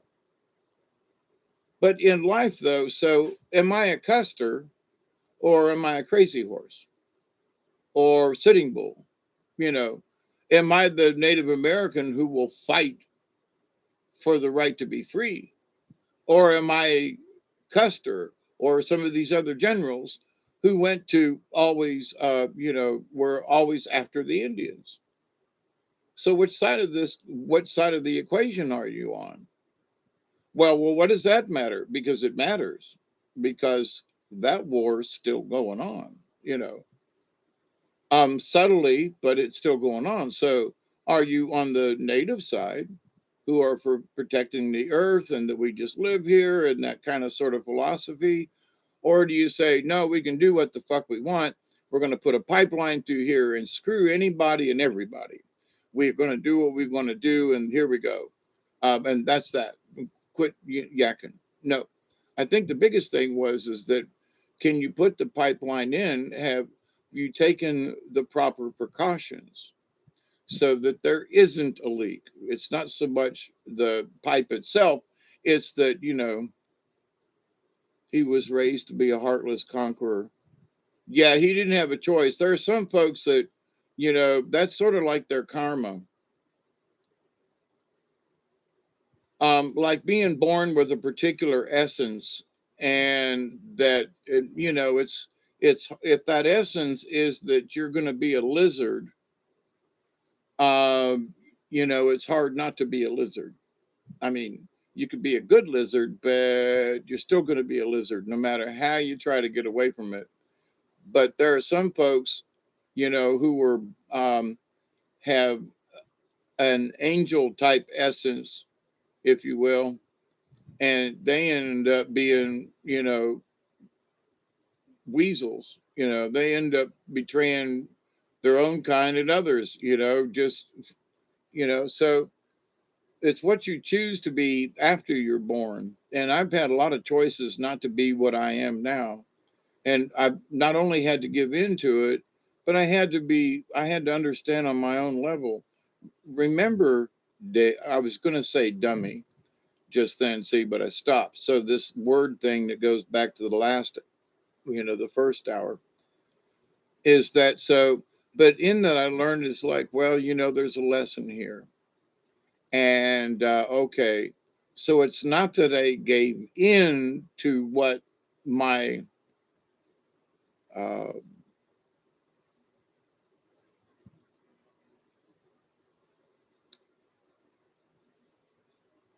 I'm going to use the word destiny, but my destiny is what I choose. So do I choose to be this, or do I choose to be that, or do I choose to do these videos and have, Snow White? Um,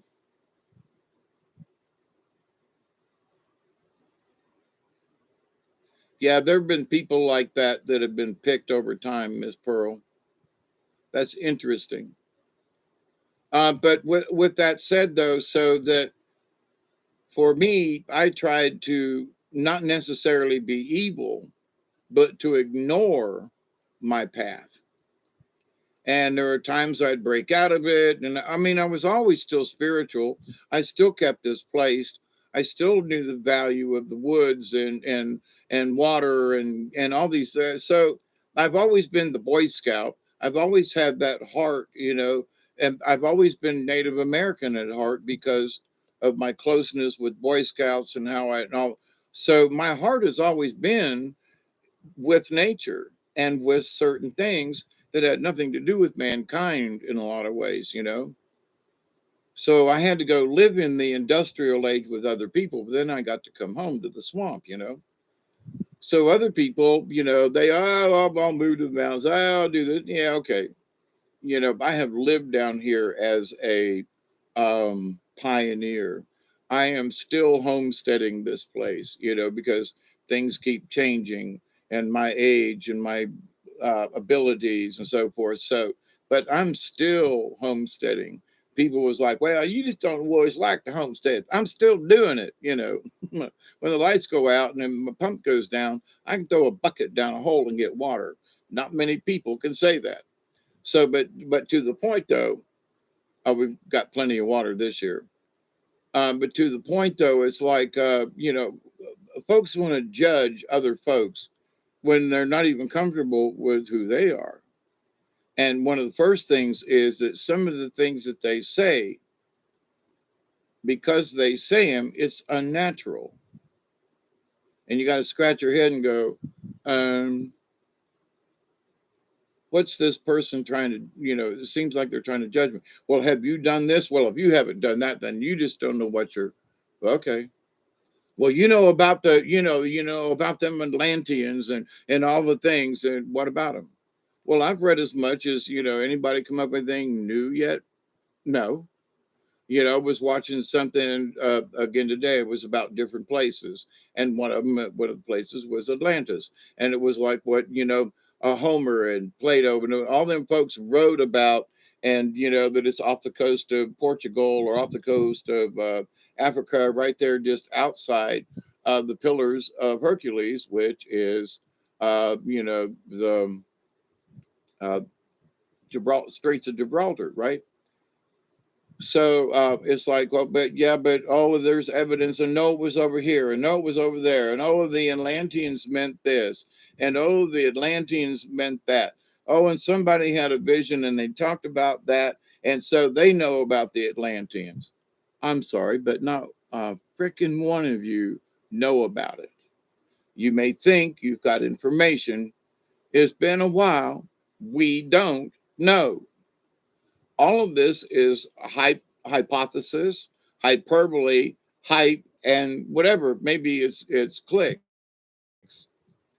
Now, I would love to talk and let's discuss it. But these people who have made certain assumptions, when it's like, what? Oh, well, these folks, they're talking about the Atlanteans and all this, and yeah, okay. And Lemuria is coming back. I got you. It's very possible, but that directly, and that you're positive, and then this group says, well, it's all I just got to go. I, your conversations are just weird. You're saying stuff you can't prove. It's all hypothesis. And it just sounds stupid to begin with. Edgar Casey made more sense than some of these folks. But with that said, so it's like, all right, so let's talk about Atlantis again. So what else is new? Well, but somebody said, okay, so somebody said, well, now everything else, well, now we're going to follow what this person says. Now everything is going to be gauged. Listen to this because it ties into the last 2 hours. This is going to be tied into, it's going to be gauged somehow spiritually if we don't understand it this way now. You follow me? Because there is a new gauge, a new point, a new something. Somebody else has got a new way. Oh, look at this, and you go, yeah, but it's the same mountain. You got any more new? No, but I've got this new information. I had a dream. Okay. But let's, with your dream, is there any kind of anything that you can put with it? I've had some dreams too about the Egyptians and stuff, and it included giants, a bunch of them, and it was totally different from what they're trying to sell us, and just a lot of different stuff, So, but folks don't want to talk about the Egyptians and spaceships and giants, and because that's not in their realm of thinking. It has to go back to, it was covered with this and all these slaves. And, when you all get past that and realize there's, more to the story, come back, let's talk. I would love to talk with somebody who will go beyond the servant slave, thousands of slaves pulling these big rocks. Bullshit. Come on. You know, there's too much evidence. Other stuff happens. So let's move beyond that. You know what I mean?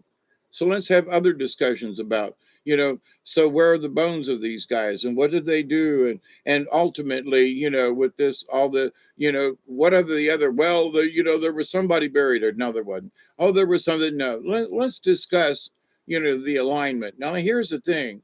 Over all those thousands of years, the pyramids have been built that they think they were built. They're not sure when they were built, that the earth and our solar system is constantly moving. So the idea, let me use this phrase, that the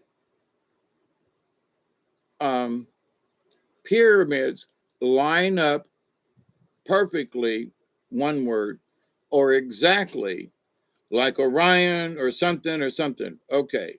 Are they similar? I will say yes. Are they perfectly or exactly like some folks try to use these words on us? The answer is no. Why? Because the solar system, our planet, the whole solar system within this galaxy, the galaxy's moving, so is our solar system. The whole solar system is twisting and moving all the time. We are not in the same position we are in now that was there 4, 5, 6,000 years ago because of the simple rotation of the cosmos. Well, but no, well, but nothing. They're close, but after 4,000 years, are we in the exact same place where this and that? The answer is no, because we're constantly moving. The whole solar system's moving, the galaxy is moving. Are because after 4,000 years, are they still closely related? But the answer is yes. But this idea that it's exactly because is where I throw this in. I go, no, it ain't, because the simple cosmology of things is the entire universe is in constant motion. So we can't be in the same place they were in when they built them. It's an impossibility.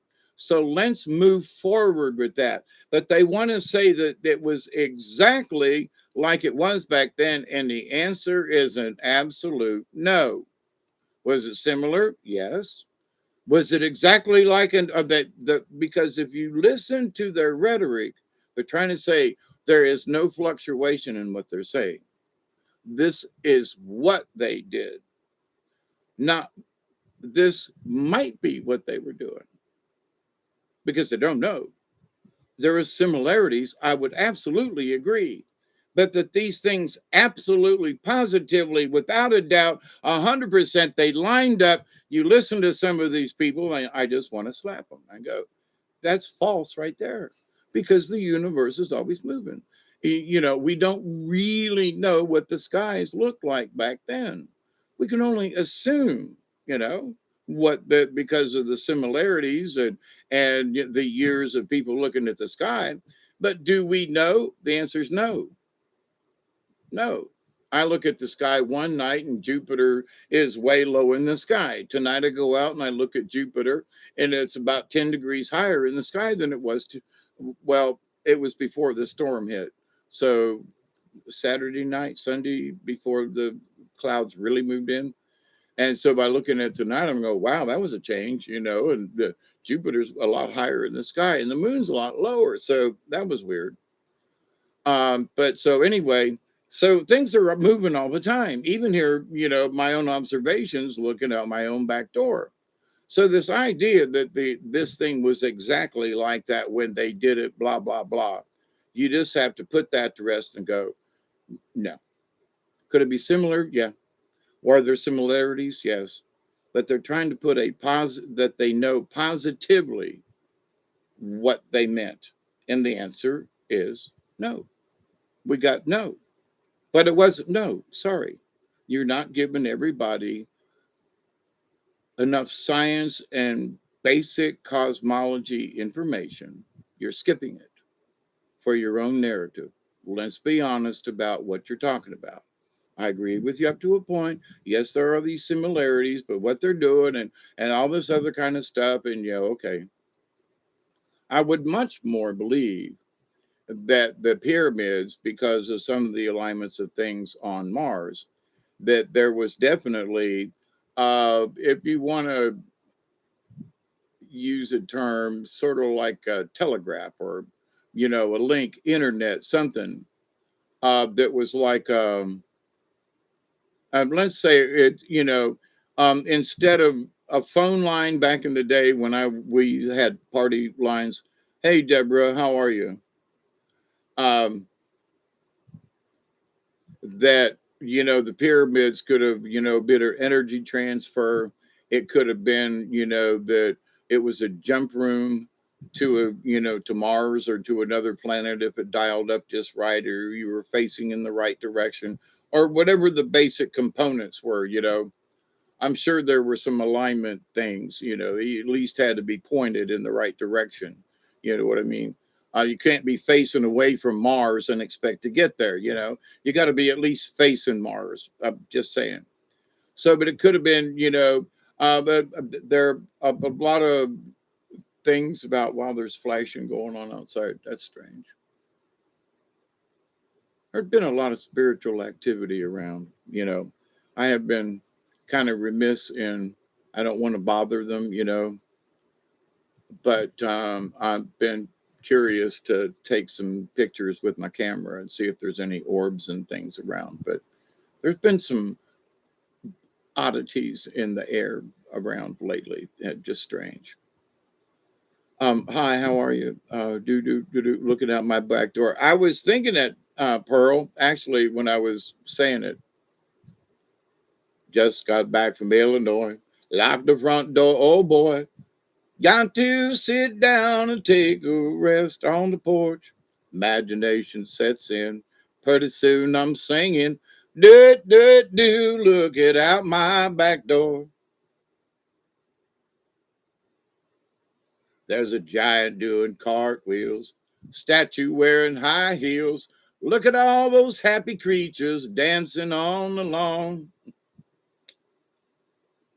Listen to Victrola on giant Victrola. Looking out my back door. And musical interlude here on Hawkeye Two Feathers Radio. Anyway, I love you all. Thank you.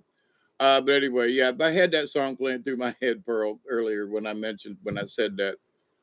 Uh, yeah, synchronicity. See, I had to speak up about it when you wrote it down because it's like it really did happen. I was thinking it. So whether or not we connected up here, but yeah, I was thinking it. So anyway, have to speak about it when it happens, just to say there's another one. For whatever we are connected, however any of us are connected, we're connected. I think that's a good thing. And there, for me in my old age, there are times when I feel like I'm connected, especially after meeting all of you good folk.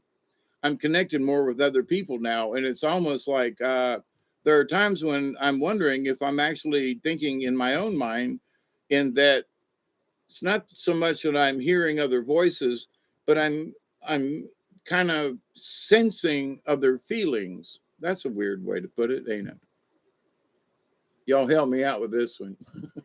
you know. But anyway, so other people want to judge us. Other people will put a gauge, or here's a yardstick, or how tall are you, or how far have you come along. And I'm sorry, not to be rude, but what goddamn business is it of yours? And I honestly don't mean to be rude. And, oh, you use the Lord's name in vain. Well, no, because, but anyway.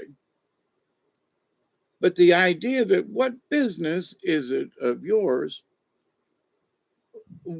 where you think I am spiritually? Do you know what I've done? I mean, there are people who look like really good Christians come by and come to find out they've been pedophiles, been diddling little boys and girls or whoever they could diddle it. It's like, what? So you say, well, that's a good guy, is he? Why? Well, because he's a lawyer and lives in town and he's got a nice business and he lives with a yeah, but he's been goosing and deucing and what? Hey Ray, how are you? So it's sort of like the Biden thing. I hate to use these words, but that's it. But him, there was a thing in the news the other day, and they say, they can't get him to quit sniffing, children, mostly little girls. But it's like, you can't rein this guy in. You need to put one of those things like Hannibal Lecter. Biden needs to be wearing one of those if there's a child around. You hear me? So, but anyway, so there's one for you to put out there as a meme, Biden with a thing on when he's leaning over to one of the children, you know. Or I was thinking earlier today, Jethro Tull, right, back in the late 60s, early 70s. Aqualung. Aqualung, my friend, don't you start away uneasy. You poor old sod, you see, it's only me. Do you still remember September's froggy freeze and the ice that clings on to your beard is screaming agony, and you snatch your rattling rasp breath in deep sea divers sounds, and the flowers bloom like madness in the spring. Yeah, Jethro Tull. Um, Beating like a dead duck, eyeing little girls with bad intent. Hey, Aqualung, sun streaking cold, the old man wanders lonely, taking time the only way he knows. Anyway, for those of you, yeah, I was a Jethro Tull fan. Still am, but but the idea that, um, greasy fingers smearing shabby clothes. Hey, Aqualung. So, how some of these people are lecherous. And I was like, saw a picture recently of the bee guy, and he was, doing the sniffing, and the thing was, can't we train him better kind of thing. And I was thinking to myself, they're still allowing this to go on. You know, they let him do it. Somebody didn't snatch a knot in that man's ass for his behavior in public, but and who is he? Oh my God. So it's like, for me, seeing that happen was like having Father McCarthy pinched my ass when we were doing a funeral one time. And I was like, what? He was right out there, right on the steps of Most Holy Redeemer. And he pinched me. And he pinched the other guy, David Fredericks. And David Fredericks was like, don't do that again, you fucking faggot priest. And, that was like, I was like, hey, man, cool. But, he was like, the priest was like, he, nothing's happening. And, they're carrying the casket, kind of thing. Like, what? Bizarre. So, I think about this and it's like, well, if they'll let a priest in a, in a church to do something like that to little boys in public, then, apparently after all these years that it's grown to, they can allow, the supposed prez to do that on whatever, at whatever. Are you serious? Sir, what? Just saying, you know. People need to speak up a little bit more, but they're allowing it, regardless of what they think it is. You look at the little girl's face, and that's the answer. Look at the little girl's face. That's the answer. Oh, well, don't care. Look at the little girl's face. Please. She's pleading to the people, going, get this creepy guy off of me. I don't care. Look at the little girl and somebody say, save her. You know what I'm saying? I'm just, save her.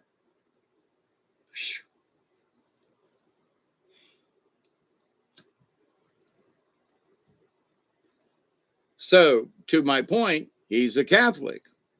Now, to another point, because he's for Roe versus Wade or whatever the Catholic Church has decided, some of the priests are going, we're not going to give you communion because you've broken basically, a sacred law of the church kind of thing. You're going against the church. And because you're going against the church and you don't confess your sins, you openly state your point, then we as the priest or the Catholic Church, we are obligated not to give you Holy Communion because of your views. Thank you, Ray. You too. Yeah, it is messed up.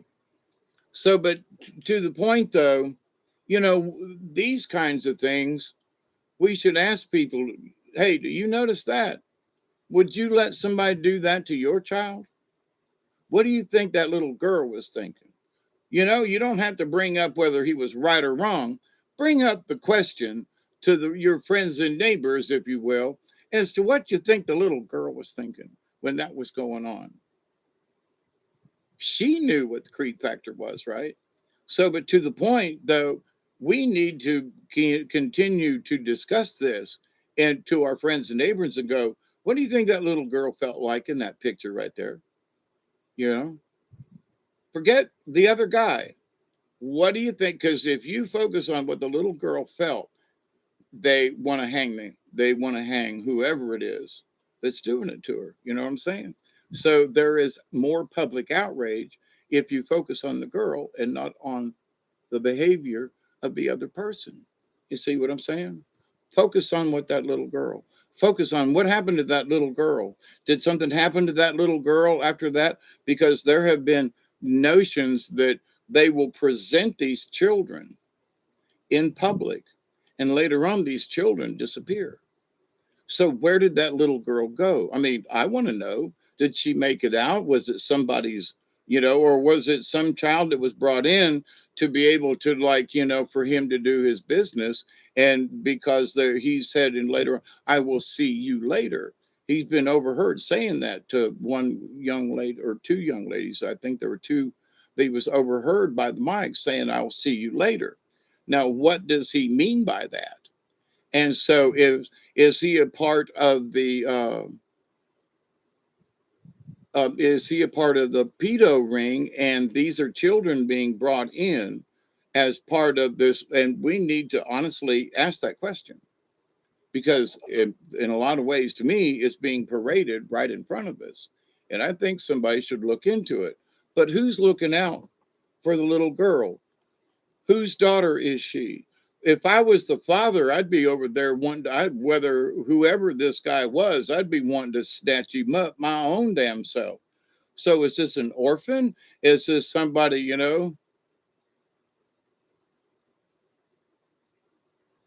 someone's would have been yep, see what I mean? I put a name up on Facebook. This is a, oh, to, you mean, uh, JB? I'm not going to say his name, but yeah. Okay. Obviously, but to the point though, we remind other people, what was this girl thinking? What, put it to the versus focusing on him, focus on the girl, because then we can't say we're picking on him. You know what I mean? So let's save the girl, which will end up being more powerful than his actions. You follow me? So, but anyway.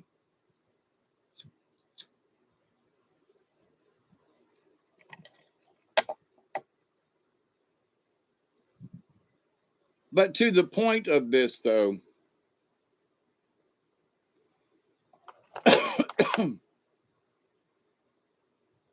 oh, it's 3:22. You let me miss at 20. Now who's in charge of that?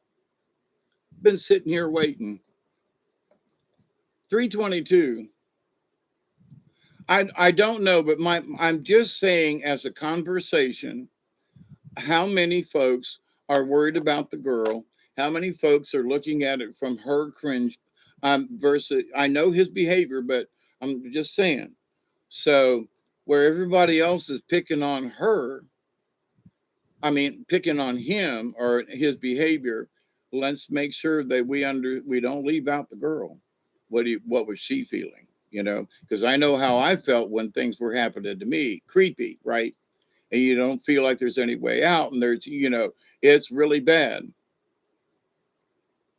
I distracted you. Well, I guess that's good to wait. 2 minutes late. It's all ballpark anyway.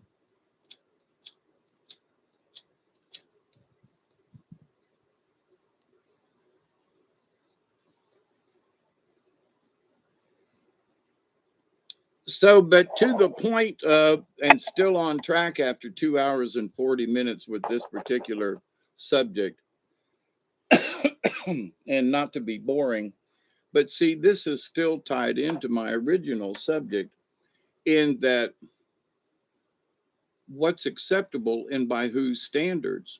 So, in front of God and everybody, we see this behavior. So, that's by whose standards. So, by their standards, it was okay. By my standards and our standards, we want to slip a knot in his butt. By other, so who's gauging this? But who's ruler? Like justice, is blind. You damn right, because they just poke around in the dark and go, okay, but there are two sides of the system. Absolutely, having been in the system several times.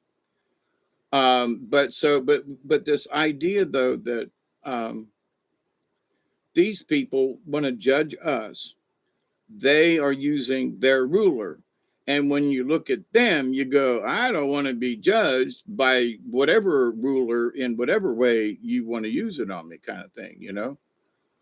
For whatever reason, you think you have the right to use it on me. I just, yes, it is a judgment call. And I look at them and go, look, well, you live in a big city and you do this and you're all about the money and you're all that. I say, okay, I'm not that. My choice is different. So I respect your choice. I honor, might not like what you do, but I'll honor it, because you do it. But at the same time, you should not look at my life and go, well, you poor old hippie dude, you old hermit guy, you all that, okay. You know, I look at you and your high tower and I just say, that's your choice. I don't criticize you. I don't try to put you down. I just say, well, I don't choose that. I choose to be closer to nature. I choose to have a lizard growing in my shoe over here. For those of you who missed, I'll just update you quickly in that the other day I had some shoes that I moved out from underneath the bathroom and they'd been stuck up underneath the cabinet, some other things put in front of it. My fault. So in all my cleaning and doing and everything, I come across this pair of hiking boots that I haven't worn 2 years and I pull them out and put them in here because I'm gonna dust them off and clean them up and find out whether my feet still fit in them, right? And so I'm sitting here, me and my friend Rob are looking here, just talking about weather and things and stuff. And all of a sudden he goes, look, there's a blue racer over there, a skink, lizard, yay long, running across the floor over here in the bathroom. And I look at it and go, yeah, sure enough. And so he's running around, walking around, and he's not scared of us at all. I mean, he even comes like sort of towards me and looks around and comes back around. And, he could head for the door, which is not far over here. He traveled further into the bathroom than it is to the back door. So he's obviously not scared. Then he crawls over to one of my two boots, doesn't sniff around or anything, but crawls right into one and just stay there.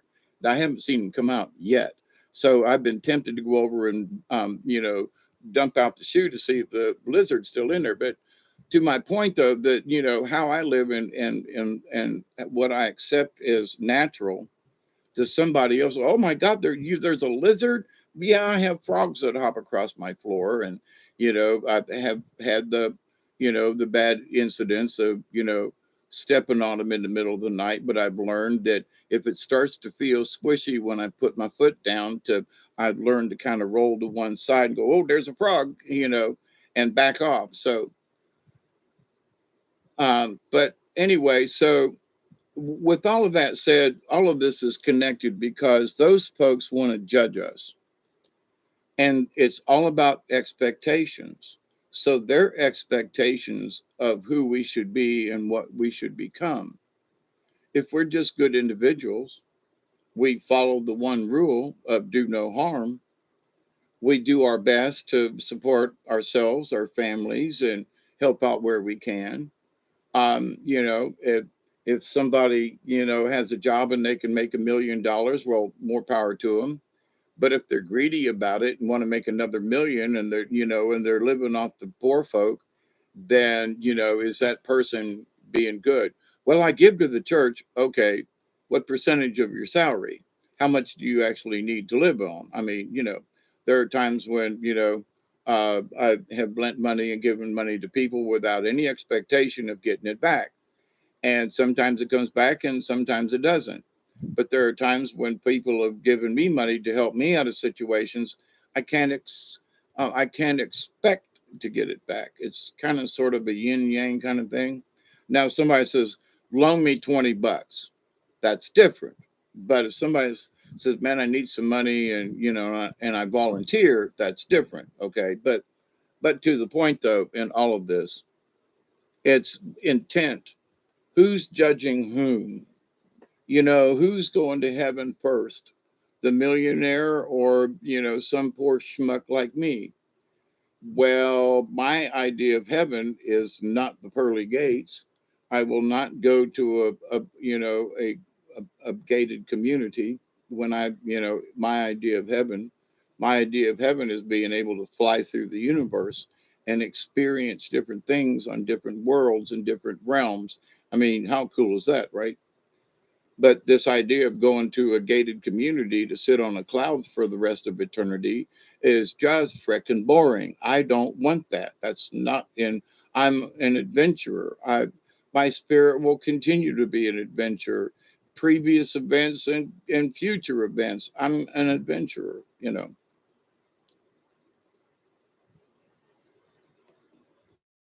So whatever planet I may end up on, I'm still going to go out and explore. You know what I mean? If I'm flying, and I have felt like being an avatar and flying in spaceships and literally flying them, not being in them, and going, wow, this is just really too weird. It's too real. You know what I mean?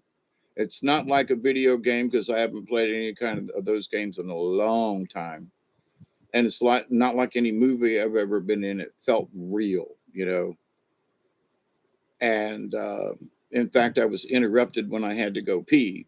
And I was like, I was just sitting at this dashboard of this craft, and I'm flying and doing whatever it is. And it was like not the time for me to stop being my avatar to have to go take a leak. But in that, it was very real, still is a real feeling to me even now. But there are certain things that were like, yeah, that's just a dream. This wasn't a dream. And there have been other instances in my lifetime. So I just realized that there's more to this, what I can see and understand now. There's more out there. And the more we practice ourselves to be the frequency, like Barnett always said, to be the frequency you want to receive. Well, here's the question: what kind of energy do you want to receive? Have you made up your mind yet? Not That's not being rude. That's an honest question. Do you know what you want to receive? And I don't mean you specifically, but I mean them folks out there looking for Jesus in all the right places. Honestly, and I mean this with sincerity. Do you have any clue as to what you're actually looking for? Well, looking for peace. Jesus is going to give me peace. He's going to come in on a cloud, and he's going to he's going to take everything back. And this is the end of times, and this is the apocalypse. And you okay? And the Bible says, yeah, okay, but what do you feel? Have you got your stuff together? Well, the Bible says, no, no, wait. Let me back you up a little bit. How are you doing? Have you broken that one law? Yeah, and Deborah, there's a lot of evidence that there are some of our lineage could have come, some of our essences on this planet could have very well come from Jupiter. Just saying. So, but, and there's more to Jupiter than meets the eye. Um,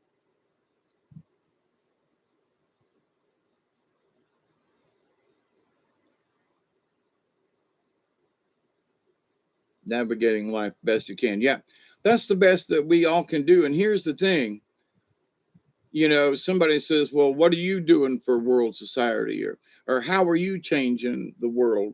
And you say, well, I'm changing the world because I'm being careful about, you know, not hating, and I'm being careful about, you know, wow, it looked like something just went, wow, that was weird.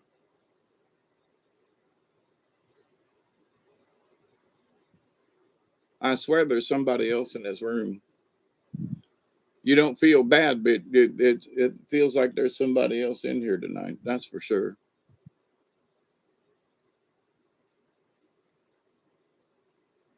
Um, but anyway, it's all about, so to find out where you are spiritually is a judgment call. So, but who's judging? Well, God. In the Christians, God's judging us. Okay, well, maybe in the Buddhists, it's more like Buddha's not really judging us, but Buddha is the is an example. Okay, of, you know, nirvana. Okay, good example. All right, better than being nailed to a cross. Example. You know, hey Katniss, how you doing?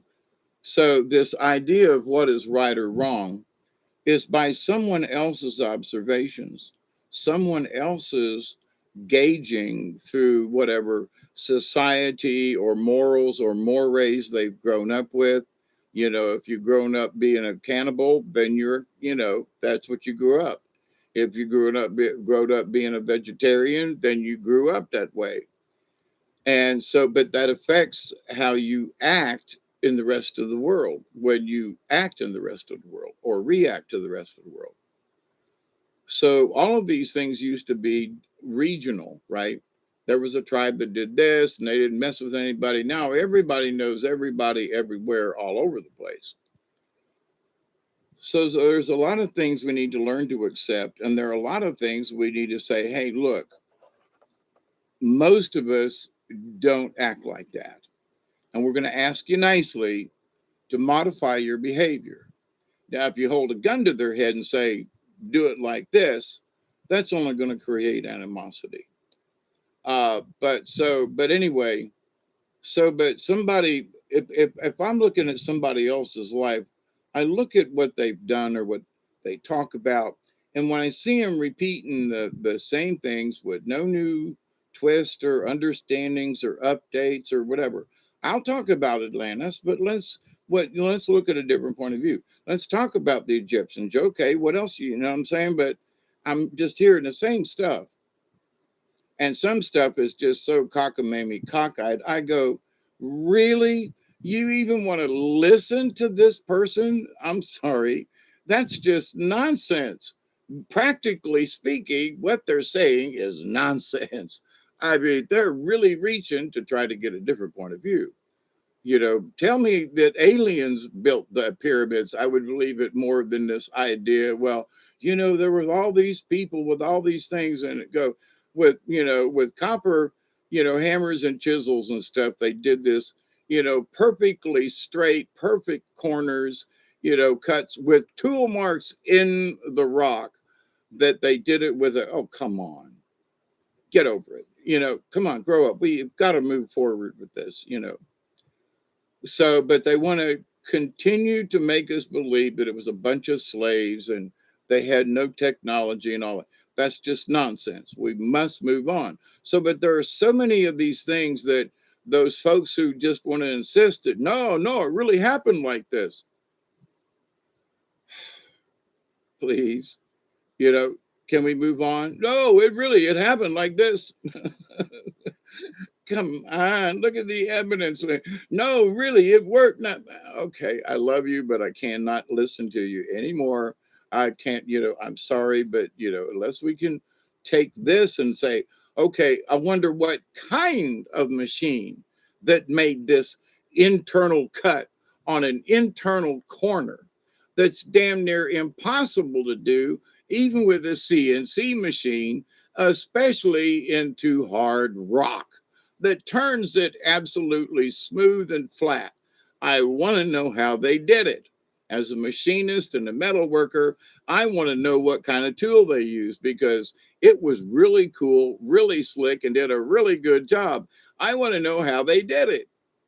But this idea of chipping it with a rock, with a hammer and a chisel is just, come on, And there's so many people, engineers and folks who've gone over there and proved that there's no way today we could duplicate some of those cuts, let alone with a hammer and a chisel.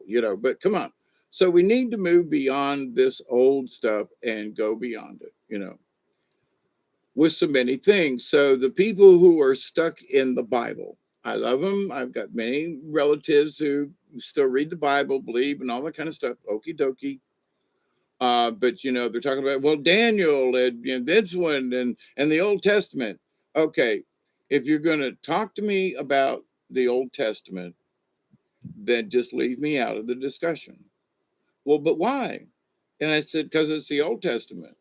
You want to talk about Jesus and Christianity, then we're going to talk about the New Testament. Okay, we're going to talk about the 12 disciples, not Paul who fell off a horse and had this thing. I don't know, do we believe this guy? He's come up with some strange stuff. And even priests and other folks say, there was so much emphasis. I remember back in the day, the emphasis on the gospel of St. Paul. And it was like, but he wasn't really one of the apostles. Yeah, but the gospel of St. Paul. And it was just like, and then there were those scholars who said, man, don't listen to him, you know, yeah, but St. Paul and his, Saul, Paul. So, but anyway, so you want to talk about the Bible, then let's talk about what Jesus talked about. Well, what do you mean? Well, why talk about somebody who was dead for centuries talking about prophecies when here's the guy? Okay, so let's talk about what he did. Let's talk about what he said, not what somebody thinks they said or had a dream about. Let's talk about what he reportedly said. Okay, let's talk about that. Yeah, but then they always want to refer back to somehow into the Old Testament. And I go, I'm sorry, I'm leave it out of this conversation. But Daniel or somebody, doesn't matter.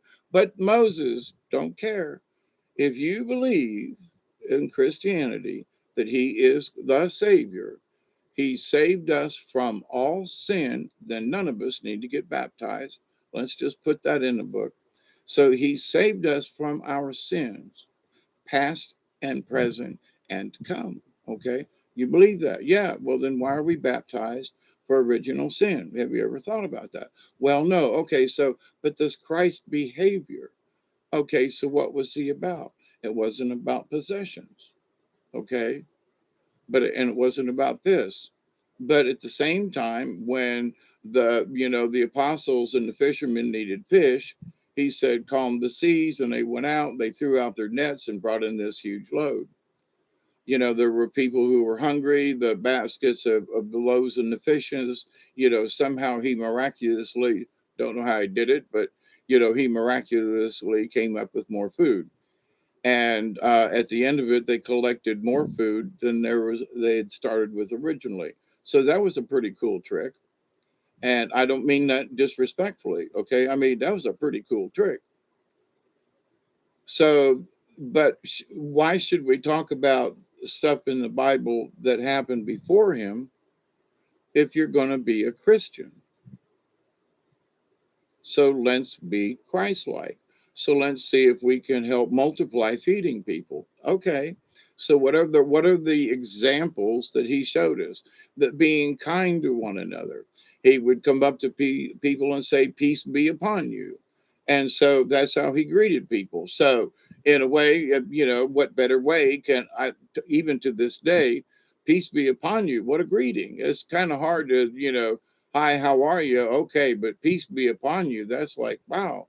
All right. Thank you very much, without going into some kind of prayer or religion or something, but peace be upon you. Sweet, you know. All right. So what's wrong with that?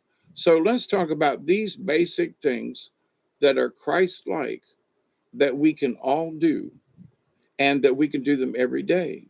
We don't have to go to extremes to do them because it's actually a natural thing. So if we be natural, if we don't worry about somebody else's scale as to how we're doing in religion, or what religion are you, what this and that, and what have you done good or bad, if you haven't done anything bad, then you're still on the right track. Now, for me, like today, I was having the conversation with, like, I really don't want to go out. I tried to go outside and do a few things, and the mosquitoes were bad. And within 5 minutes, I was sitting here sweating in front of the fan. So to go outside, 5 minutes time, I was like, nah, I can't do this. I've really gotten too old to put up with this type of humidity, can't do it.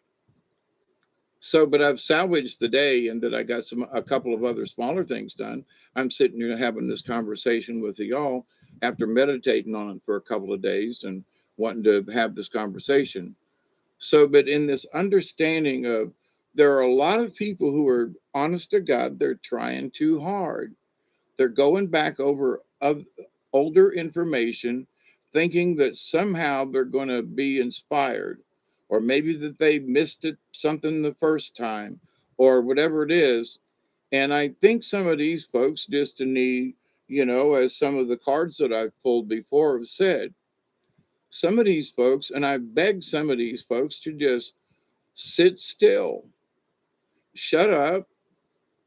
I don't mean this, to be nasty, but quit asking questions, shut up, stop talking, and allow what you've already learned to sink in. If you're talking all the time, you can't hear anything. You really can't. So, there are times when honestly, my spirit guides, there are times that have said, there are folks out there who already understand a lot of this, but they're still searching. And the answer to this is that, to every time that I have, for me, kind of moved up a step, having been taken up into the universe and see the stars differently when I thought I had a really good view of it, and then to experience it in a different way, and that way just fills you, and you know that you have just come up a notch. Somehow you've learned something, which so for every experience, it's not really like a notch on a gun or something, but it is a notch in that you've experienced this, so it's like another notch, and you go, yeah, I get something differently. So yeah, I feel like I have, jumped up a notch. It's not like I can traverse the universe or anything like that, but I've realized something on a fundamental level that I didn't quite get before, and now I get it. And by getting it, I feel elevated somehow. And just a nice, calm, warm smile comes to my face, and I go, "Now that's just really cool," But the fulfillment of it, makes me want to run in the yard and go, "Yay!" But it's just for me, because running around the yard's harder these days. And I still do. I ran across the yard today. Um, but that for me, humbly, I feel the difference, and I go, wow, I never thought, I feel so humbled to be able to feel that notch effect, to feel that slight elevation, to feel that, wow, I got something else that I thought I got for a long time. And now I see it. Oh my God. Oh my God. And there's nothing like it, so, and that you somehow moved up a notch, not necessarily that you're closer to God, but you're closer to your own self and understanding your own self and understanding your own self, whether you're a shaman in training or just interested in stuff like this, you understand yourself on a different level in how you relate to the universe. And for me, that's just flipping cool. That's all. I mean, but with my other understandings and so forth. But so to is how is this still connected to the JC and to the Buddha syndrome? Because our gauges are based on basically those two factors. Now, you could throw in the Islam and Jewish, but the Jewish is the Old Testament, and okay. But is there anything wrong with it? But the answer is no. Many of my friends, many of them have passed, but they were Jewish and lovely people. I've known them for years, and uh, but so with that, I'm not saying that any religion is right or wrong, but that it's more than any of the religions. Okay, and because all these people are dependent upon this tool, the book, and you can't think out of the realms of this book. And that, if you eat pork, you're gonna, if you do this, when I was a kid, if you ate meat on Fridays, we were going to hell. And then one day they said, you can eat meat on Fridays now. It's okay. So all the times that we confessed our sins to the priest, that I had to eat meat on Friday, because working on the carnival and everything as a kid, there were times that the only thing you could eat was meat, and either that or go hungry. And it was like, screw that, I'm hungry. I'm going to eat a hot dog or a hamburger. But oh God, now I got to go to confession. And it's like, so they put this guilt trip on you. And then all of a sudden they said, nah, it's okay. What? Hang on here. What?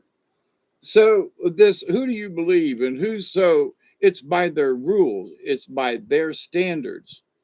But if you stop looking at any spiritual progress from the eyes of the Jesus Buddha crowd, from their ways of thinking, will never attain, nirvana like Buddha. No one was like Buddha. Well, I contend that every moment that we live and every moment that we breathe, regardless of what we're doing, unless it's killing somebody or something nasty. But I mean, you're working in the garden, you're driving to work, you do it, you fix the supper. If you are good in your heart and you have good intentions, then all of these moments can be rapture moments in the universe. You don't have to die to have rapture. Rapture is joy and bliss and spiritual awareness. So you can be listening to a song and thinking on something, and an idea come across your head, and you just stop and you just look up and go, oh my God, thank you. I understand that. Wow.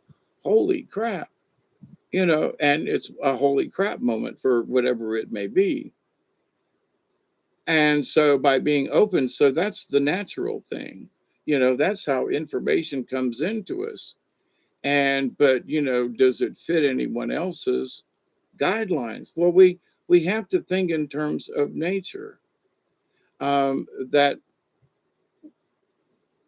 in the nature of things, have I harmed anybody? No. Am I still helping folks? Yeah. Am I still being a good parent? Yep. Or am I still so? Then why am I worried about whether or not I'm spiritually okay? Simply because you haven't had an aha moment lately, and you think, well, maybe I don't have enough information. Maybe you actually do. So, but by people continuous to talk and not be content with what they already have, because they expect, because of outside sources, that there's more to this spirit thing. That's why they got to have wands and tools and this and that. And it ain't really the way it is.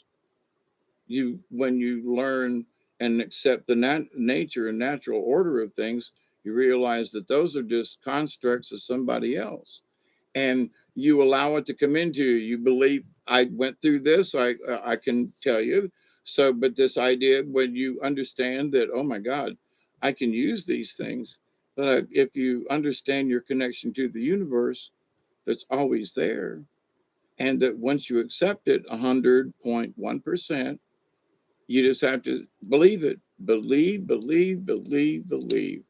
Don't give in, don't give up. Believe, believe, believe. There are going to be days that are a little slow, but are you still, have you lost faith yet? Well, I don't know. Today's today. Let's just brush off today. Quit worrying about, it's today. What's tomorrow going to bring? Well, I don't know. Today's such a bitch. Okay. So, but let's stop with that. Let's calm down. Okay, so it's a crummy day. We had storms the other day, and there's things that happened around here. Okay, okay. So you just have to. There's a hurricane. Oh, hurricane. Excuse me. We just have to put up with it. The last one that came through here real good was Michael a couple of years ago, right? This one was just a big storm, but anyway, so you just have to tolerate it. It is what it is. So, but if we over expect, and they were saying, oh, but the weather's going to be like this, and oh, it's going to be something like that, and wait a minute, quit projecting what it's going to be. Well, they were saying 6 to 8 inches of rain. Well, some places maybe did. We got 2 to 4, probably 2.5, maybe 3. But did we get some high winds? Yeah, but not until late. Did anybody the lights flickered a couple of times, but no, they didn't go out. So we made it through the storm okay. Other folks apparently are having issues, and I pray for them because have been there, done that. So we hope everything is okay with everybody.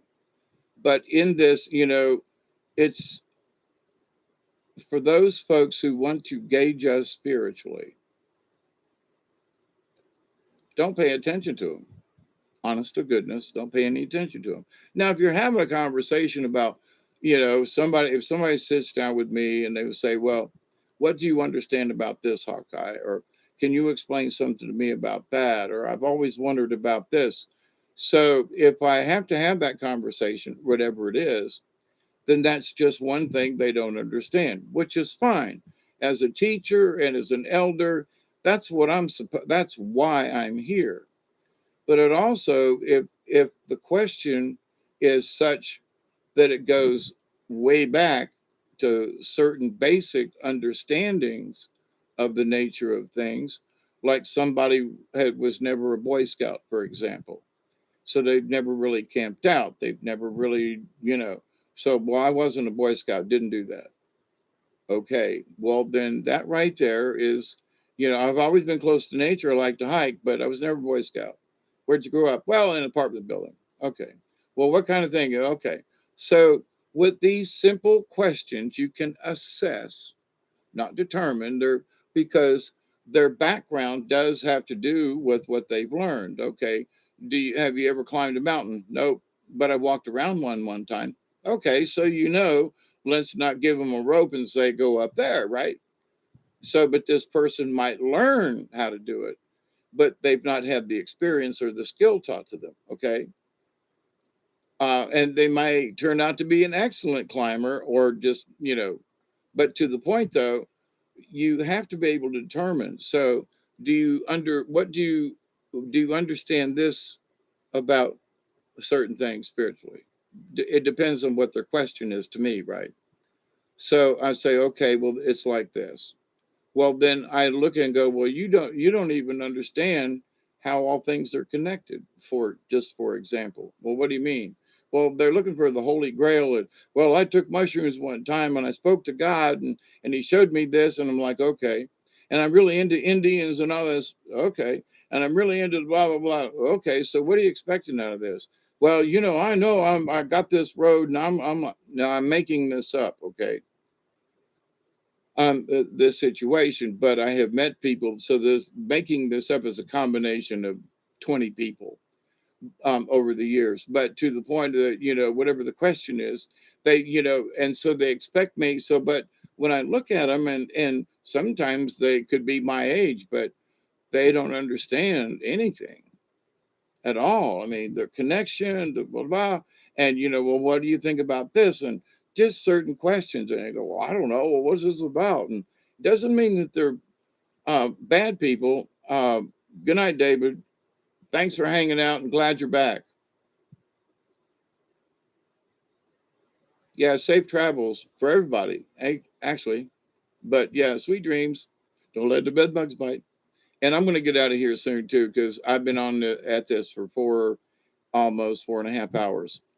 So I love you all as well. But to not beat this horse like this subject here now, I was going to try to keep to 2 hours, and now it's almost 3.5. But with that said, though, this is all actually still pertinent in what's going on. So because people want to judge us, or so because people want to judge us, we take those judgments upon ourselves and want to gauge our own behavior, or we want to gauge our own spiritual growth, or whatever it is we're looking at. And so, well, if you're into the thing, well, I really wanted to learn how to cast a spell. Really? Okay. Well, if that's your goal in life, then okie dokie. But how do you know if you did it? How do you haven't altered the universe? How do you know by your spell casting you didn't break that one law by harming anything? Because if you're casting something, then you want your influence to be pushed onto something. You want something to work above and beyond just naturally. See, you're forcing something. So you just broke the rule. Yeah, but spellcasting breaks the rule. Sorry. So if you're into that, and that's what you think, or that's how you would have. Now, being interested in it is one thing, but actually wanting to do it for whatever reason, but is against the one rule, because you're harming the universe by even wanting to influence it by any means necessary, other than by natural means, like with a good attitude, with a positive attitude of the people and things and stuff, influenced by your actions, right? Not by your example, not because of some potion, or you learned how to scribble something or say something. Nah, much different in the great realm of things. So what do you want out of spirituality? And what are you going to gauge it on? To who you going to gauge it with? So in my life, as many other folks, it's a Buddhist Jesus thing. It's to be nice to people and to try to be kind to other people, and that not everything is the best way to fix things is to through violence, or and talking to one another and sharing, and there's a lot of things. You out of here too. Thank you. Feel the blessings and thank you, because everybody that comes in here, you share that energy with us, Ray. And I'm proud to be here to share it and for y'all to be a part of it. Thank you. I'm humbled by you all's participation and showing up and caring and sharing and listening to me yak. But anyway, I'm about to wrap this up myself, because it's been 3 hours since I've had more coffee and went to pee. So, you know, but in this though, about the topic itself, in your understanding of where you are spiritually, for those of us who've been around a long time, we ask these simple questions, and then we have to back you up and say, look, you need to go back to here. It's not like step one, but if you're trying to, you're in second grade and you think you can go to the sixth grade, forget it. This jumping fourth dimension and into the fifth is nonsense. We must go. We need to go. We want to go to fourth dimension. That's what we're seeing now, the fourth dimension, and different beings and things are being shown to us right now. So we need to learn these things, okay? So we can't skip a grade. But in this understanding of these things spiritually, there are people who are listening to stuff like old timers like me, and they, using butterfly as the example, though they're still in the larva stage. They are still in the egg shape. They haven't even come out as a worm yet. So, in the butterfly stage, so the four stages, it's the pupa, it's the worm, it's the cocoon, then it's the butterfly. So what stage? So there are some people spiritually, and it's hard to not compare, because in the grand scheme of understanding the natural order of things. So do you understand about these connections? Well, not really. Okay.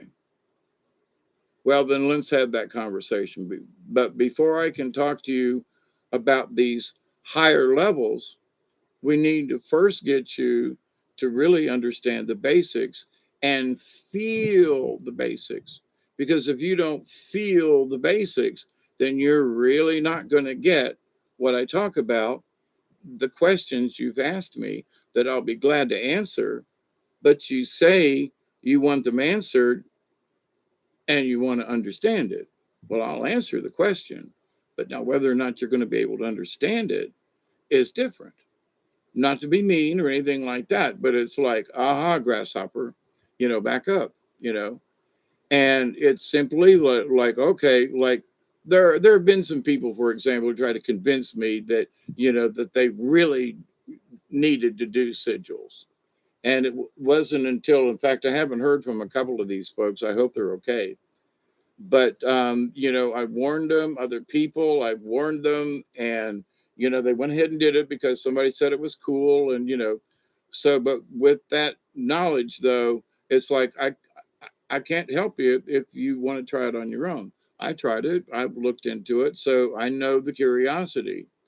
And but for people who are like, no, I'm going to make my own sigil, and yes, I'm going to put it all over the place, and I'm going to do all these other things, and I'm like, buyer beware. That was way back when Brian Barnett was still alive, and I put that warning out to people, and I still warn folks about some of that stuff. But there are still folks who are coming into these things, have never heard about it, who are going to go, "Ooh, wow, this is really cool. I think I'll do it," and then they go down the wrong path.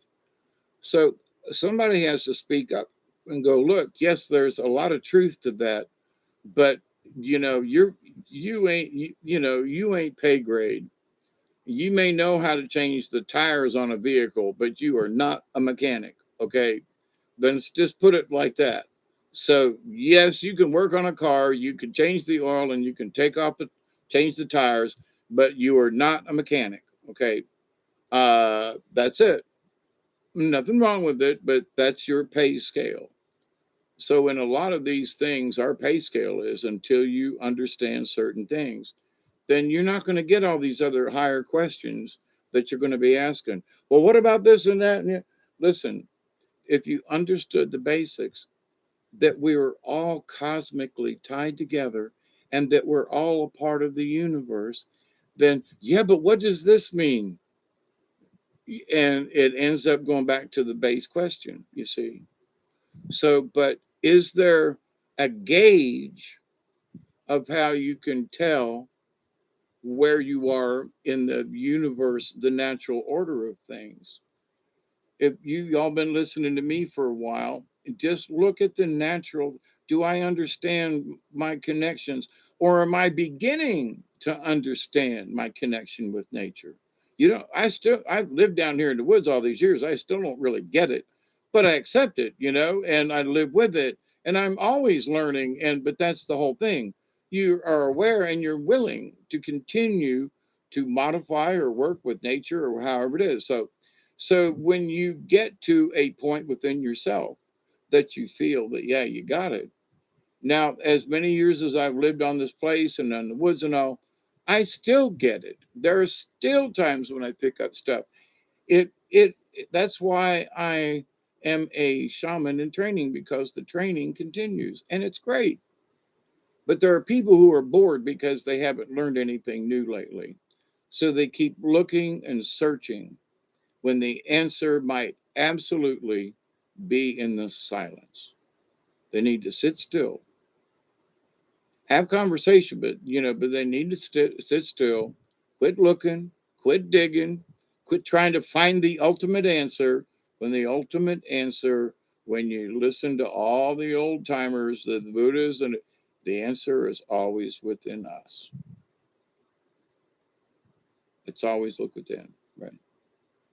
So, to thine own self be true. So if you're gauging your spiritualness on some outside source or based upon some outside source, you have to stop and ask yourself. I can't answer it for you. We could have the discussion, but it's up to you to be able to gauge. Wait a minute, that's somebody else's point of view. Well, you're a sinner. Well, what do you mean? How do you know I'm a sinner? Well, I saw you have a drink the other day. Well, you drank some alcohol. Okay, so does that, in some circles, you're a sinner. Okay. If you didn't go to church, okay, then you're a sinner. So it depends on whose commandment you're breaking, right? If you break the eternal law, which is do any harm. So if somebody says, well, you make holy the Lord's day, so I didn't go to church. Well, but who's Lord? Who's God? It ain't mine. You know what I'm saying? So I broke that commandment. Why does it have to be a commandment? Why am I commanded on whatever day? Why, if I'm now personally, I'm connected to the spirit all the time. I don't have to go to church because the connection's daily. It never leaves. I can understand where certain people, I get it now. I'm always, because I got nothing else to do, right? And nothing else to really, get in my way. So my connection with the universe is a whole lot easier to maintain than when I had to do all kinds of other things where I had to, have conversations or go teaching or whatever it was I was doing. So, but now it's like I feel connected all the time. Where I had to struggle to get even close to some of this sometimes. Sometimes I wish I do. Y'all just hush up for a while, kind of thing. But with that said, so without any external help, without any kind of drugs, or without any, you know what I'm saying? So, but what is it that you're looking for? What is it that you're striving for? Are you striving for something that is actually someone else's expectations of what the spirit should be like, or how you should feel spiritually? Or that you should learn to dance around and speak in tongues and like them holy roller folks do. I'm sorry, I've been around some of them group, and they just make me feel creepy. So, and I've been around folks that were witches and covens and folks, and they didn't make me feel near as creepy as the Christians who spoke in tongues. Now, how about that one? And that's the honest to God's truth. But so anyway, I'm not going to drag this on anymore. It's been 3.5 hours, but there's a lot of stuff to cover in this. And but everything that I'm talking about is very important, because it's really very simple.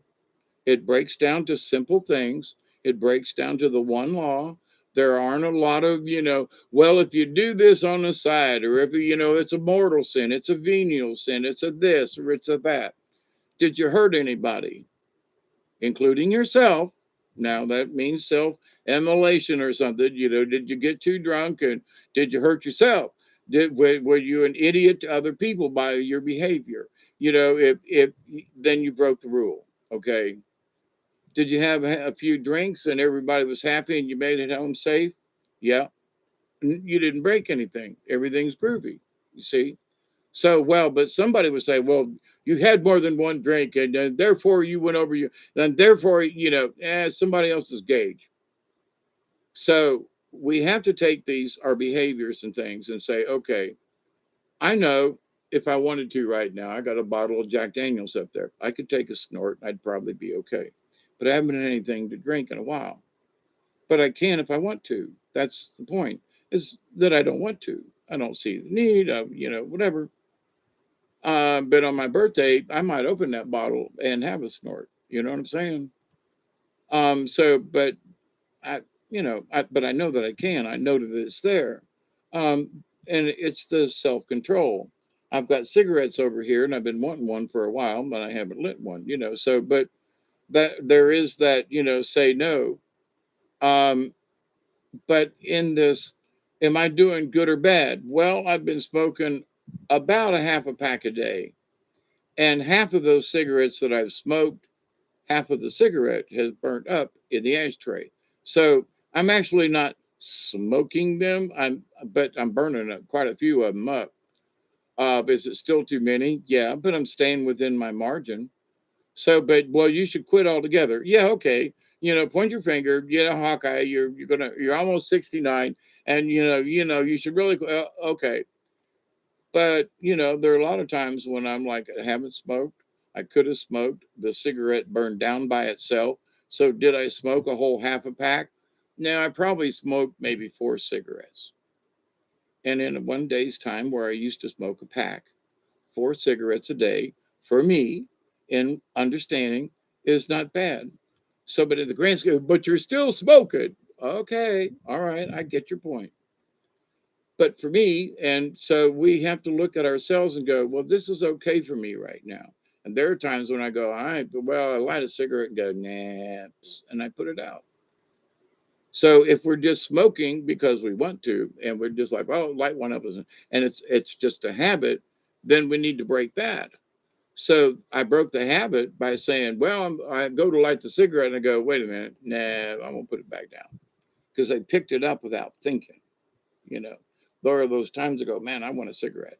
Okay, I'm going for one, but when I pick one up without thinking about it, that's the habit I want to break. You see. So, but where am I in the grand scheme of spirituality and everything? I understand that I can change things at any time. It's up to me. It's my decision. That makes me, in my little world of me, a God. Okay? I'm an angel. I am a divine angel of the universe. Does it give me any special rights or privileges? No. Okay? No special rights, no privileges. But what it does do, if you really understand who you are, then it does give you responsibilities. Ah. If you truly are an angel being, then why are some of these folks acting the way they are? Well, I want to work for the cause. I want to be a 72. I want to be a this and I want to be a that. And I just listen to some of their answer questions and stuff. And I think to myself, no wonder Dante's having issues. When I'm getting stuff that, I'm thinking to myself, oh, holy crap. What? You got all kinds of, you got a lot more stuff to do. What?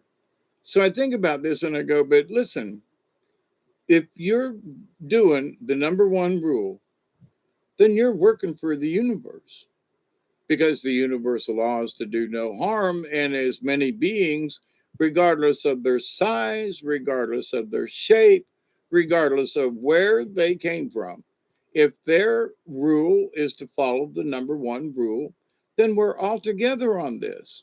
Don't let anybody try to talk you out of it. You can still read your Bible. I don't care. But if you're the number one rule still rules. Do you follow it? And if you're doing something wrong, simply ask the question, does this violate that law of hurting someone? Now, sometimes you got to hurt somebody's feelings. And for me, there are those statements I make. Listen, if I hurt somebody's feelings, I don't mean to, but sometimes you just got to speak the truth. And sometimes if somebody's acting like a butthole, you need to go in, but calmly and kindly and say, listen, do you know you're acting like a complete butthole? Could you please, like modify your behavior and not quite be so bad? Damn it, dragon smoke, leave us dragons. Love you, David. Love you too. Mary, you out of here? Yeah. Good night. Good night. Sweet dreams. And I'm fixing to get out of here too. But anyway, there are so many depths to this. But each of us, because of how we grew up and how we're progressing and what we experience, our understanding, our level of how am I doing spiritually? If you can answer the question honestly, I haven't broken the rule. Now, if you've had to, if your children have honestly been bad and you warned them and you got to punish them, one could say, well, yeah, but it's how you punish them. But, as parents, it is our duty, to somehow, now, did you spank them, whip them? Did you chain them to a wall? Or did you, speak harshly to them, sit them down, make them do chores, and, and somehow make them learn a lesson? So, how did you discipline them from whatever rules they broke? So, have you done something that emulates, that they could pick up on your behavior, pay attention? Uh, but there's also just so much other stuff going on in the universe. And there are times when I've noticed some people say, well, the kids are in a room playing. Yeah, but when was the last time you had any interaction with your kids? And they go, what do you mean? I say, well, we used to turn the TV off and play. We'd go outside, we'd play games, we played together. No, well, I want to watch a movie. No, we're going to turn it off. We're going to play. Okay. Game night, whatever it is, we're going to talk. We're going to play. We're going to have fun. Okay. Not none of this video stuff or whatever. We're going to turn off the stuff and we're going to play because it's human contact kind of thing. So, and you also learn stuff about each other and your family and stuff. But if everybody's wrapped up like folks are now, they're not paying attention to their own siblings and parents and stuff. They're not connected. They're disconnected in a lot of ways and being influenced by whatever else is out there and whatever it is their intent is. And flashing lights with young kids, yep, it's affecting them. Some of them are getting smarter, and we'll see. We'll see how it works out. My fingers are crossed for the future. I think we as humanity can do better. uh, some of these reptiles and folks that are, been in charge for a long time. It'd be nice to see them, get the freak off our planet and leave us the freak alone, go someplace else.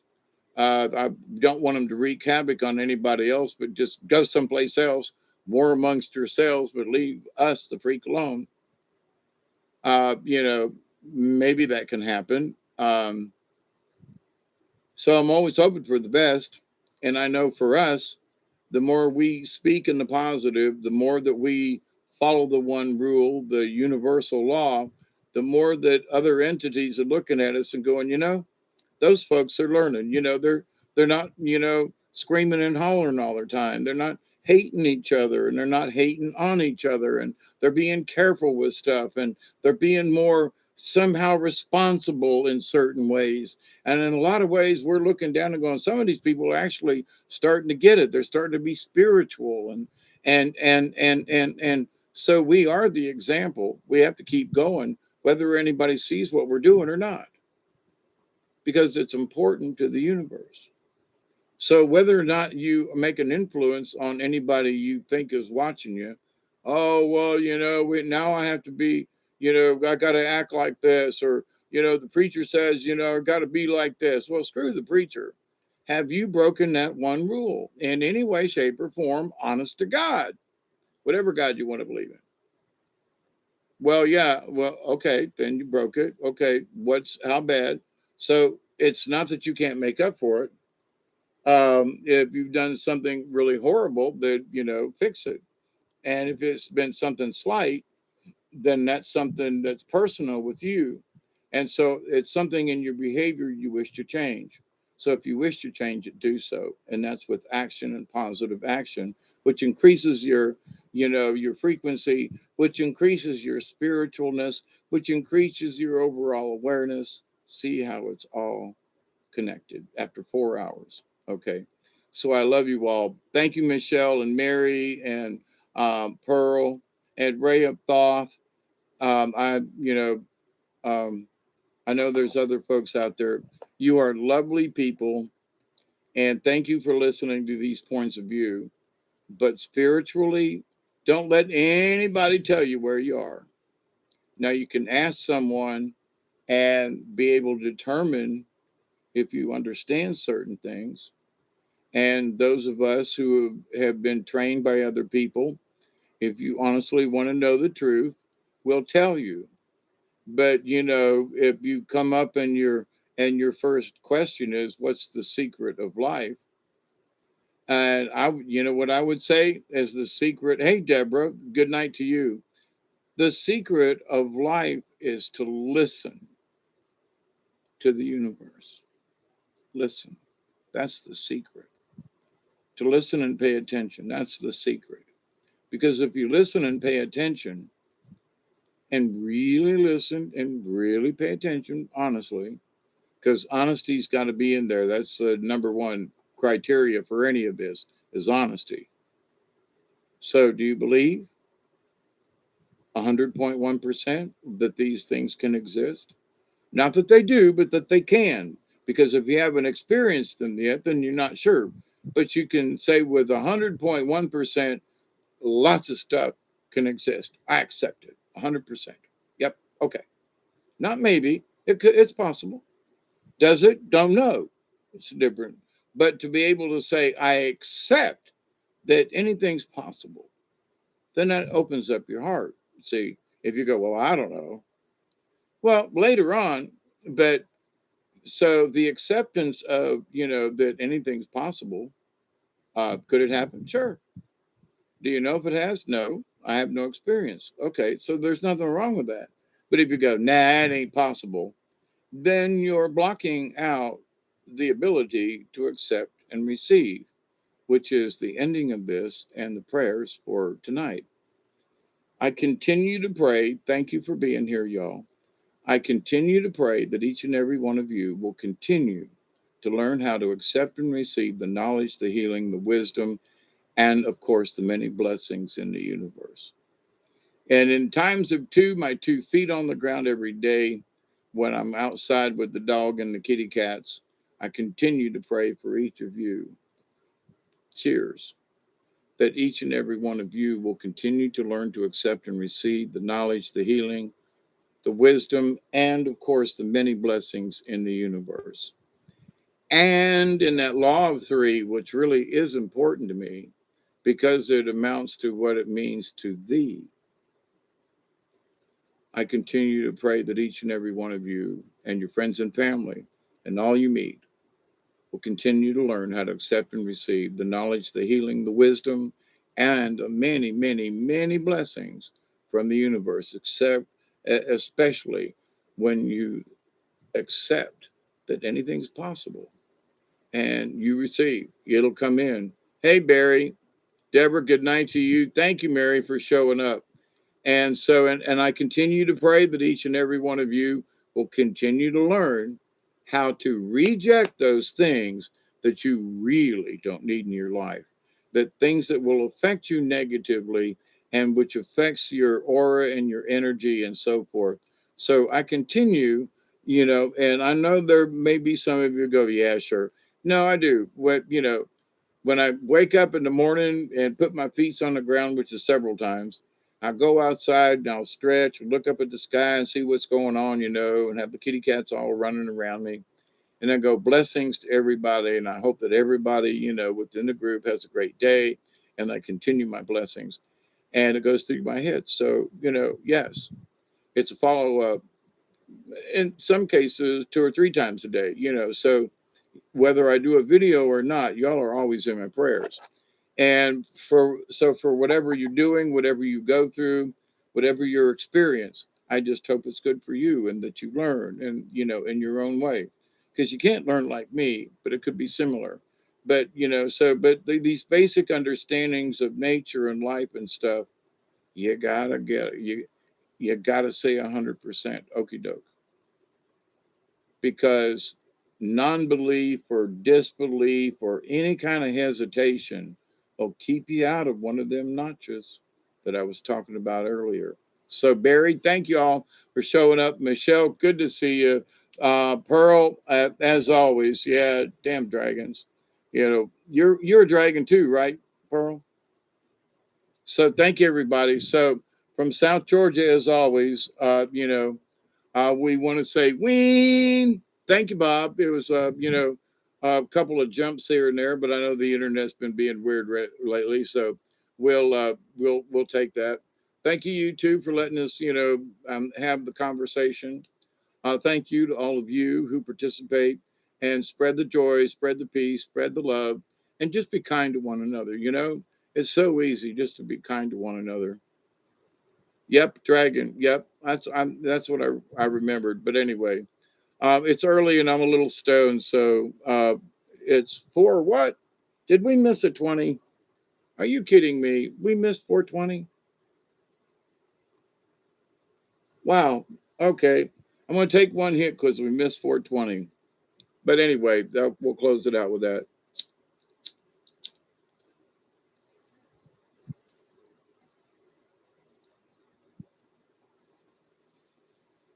You too, Maverick. Good to see you around, and thank you for your participation. And I know y'all are working on your own stuff in your own way, and I just think that's great.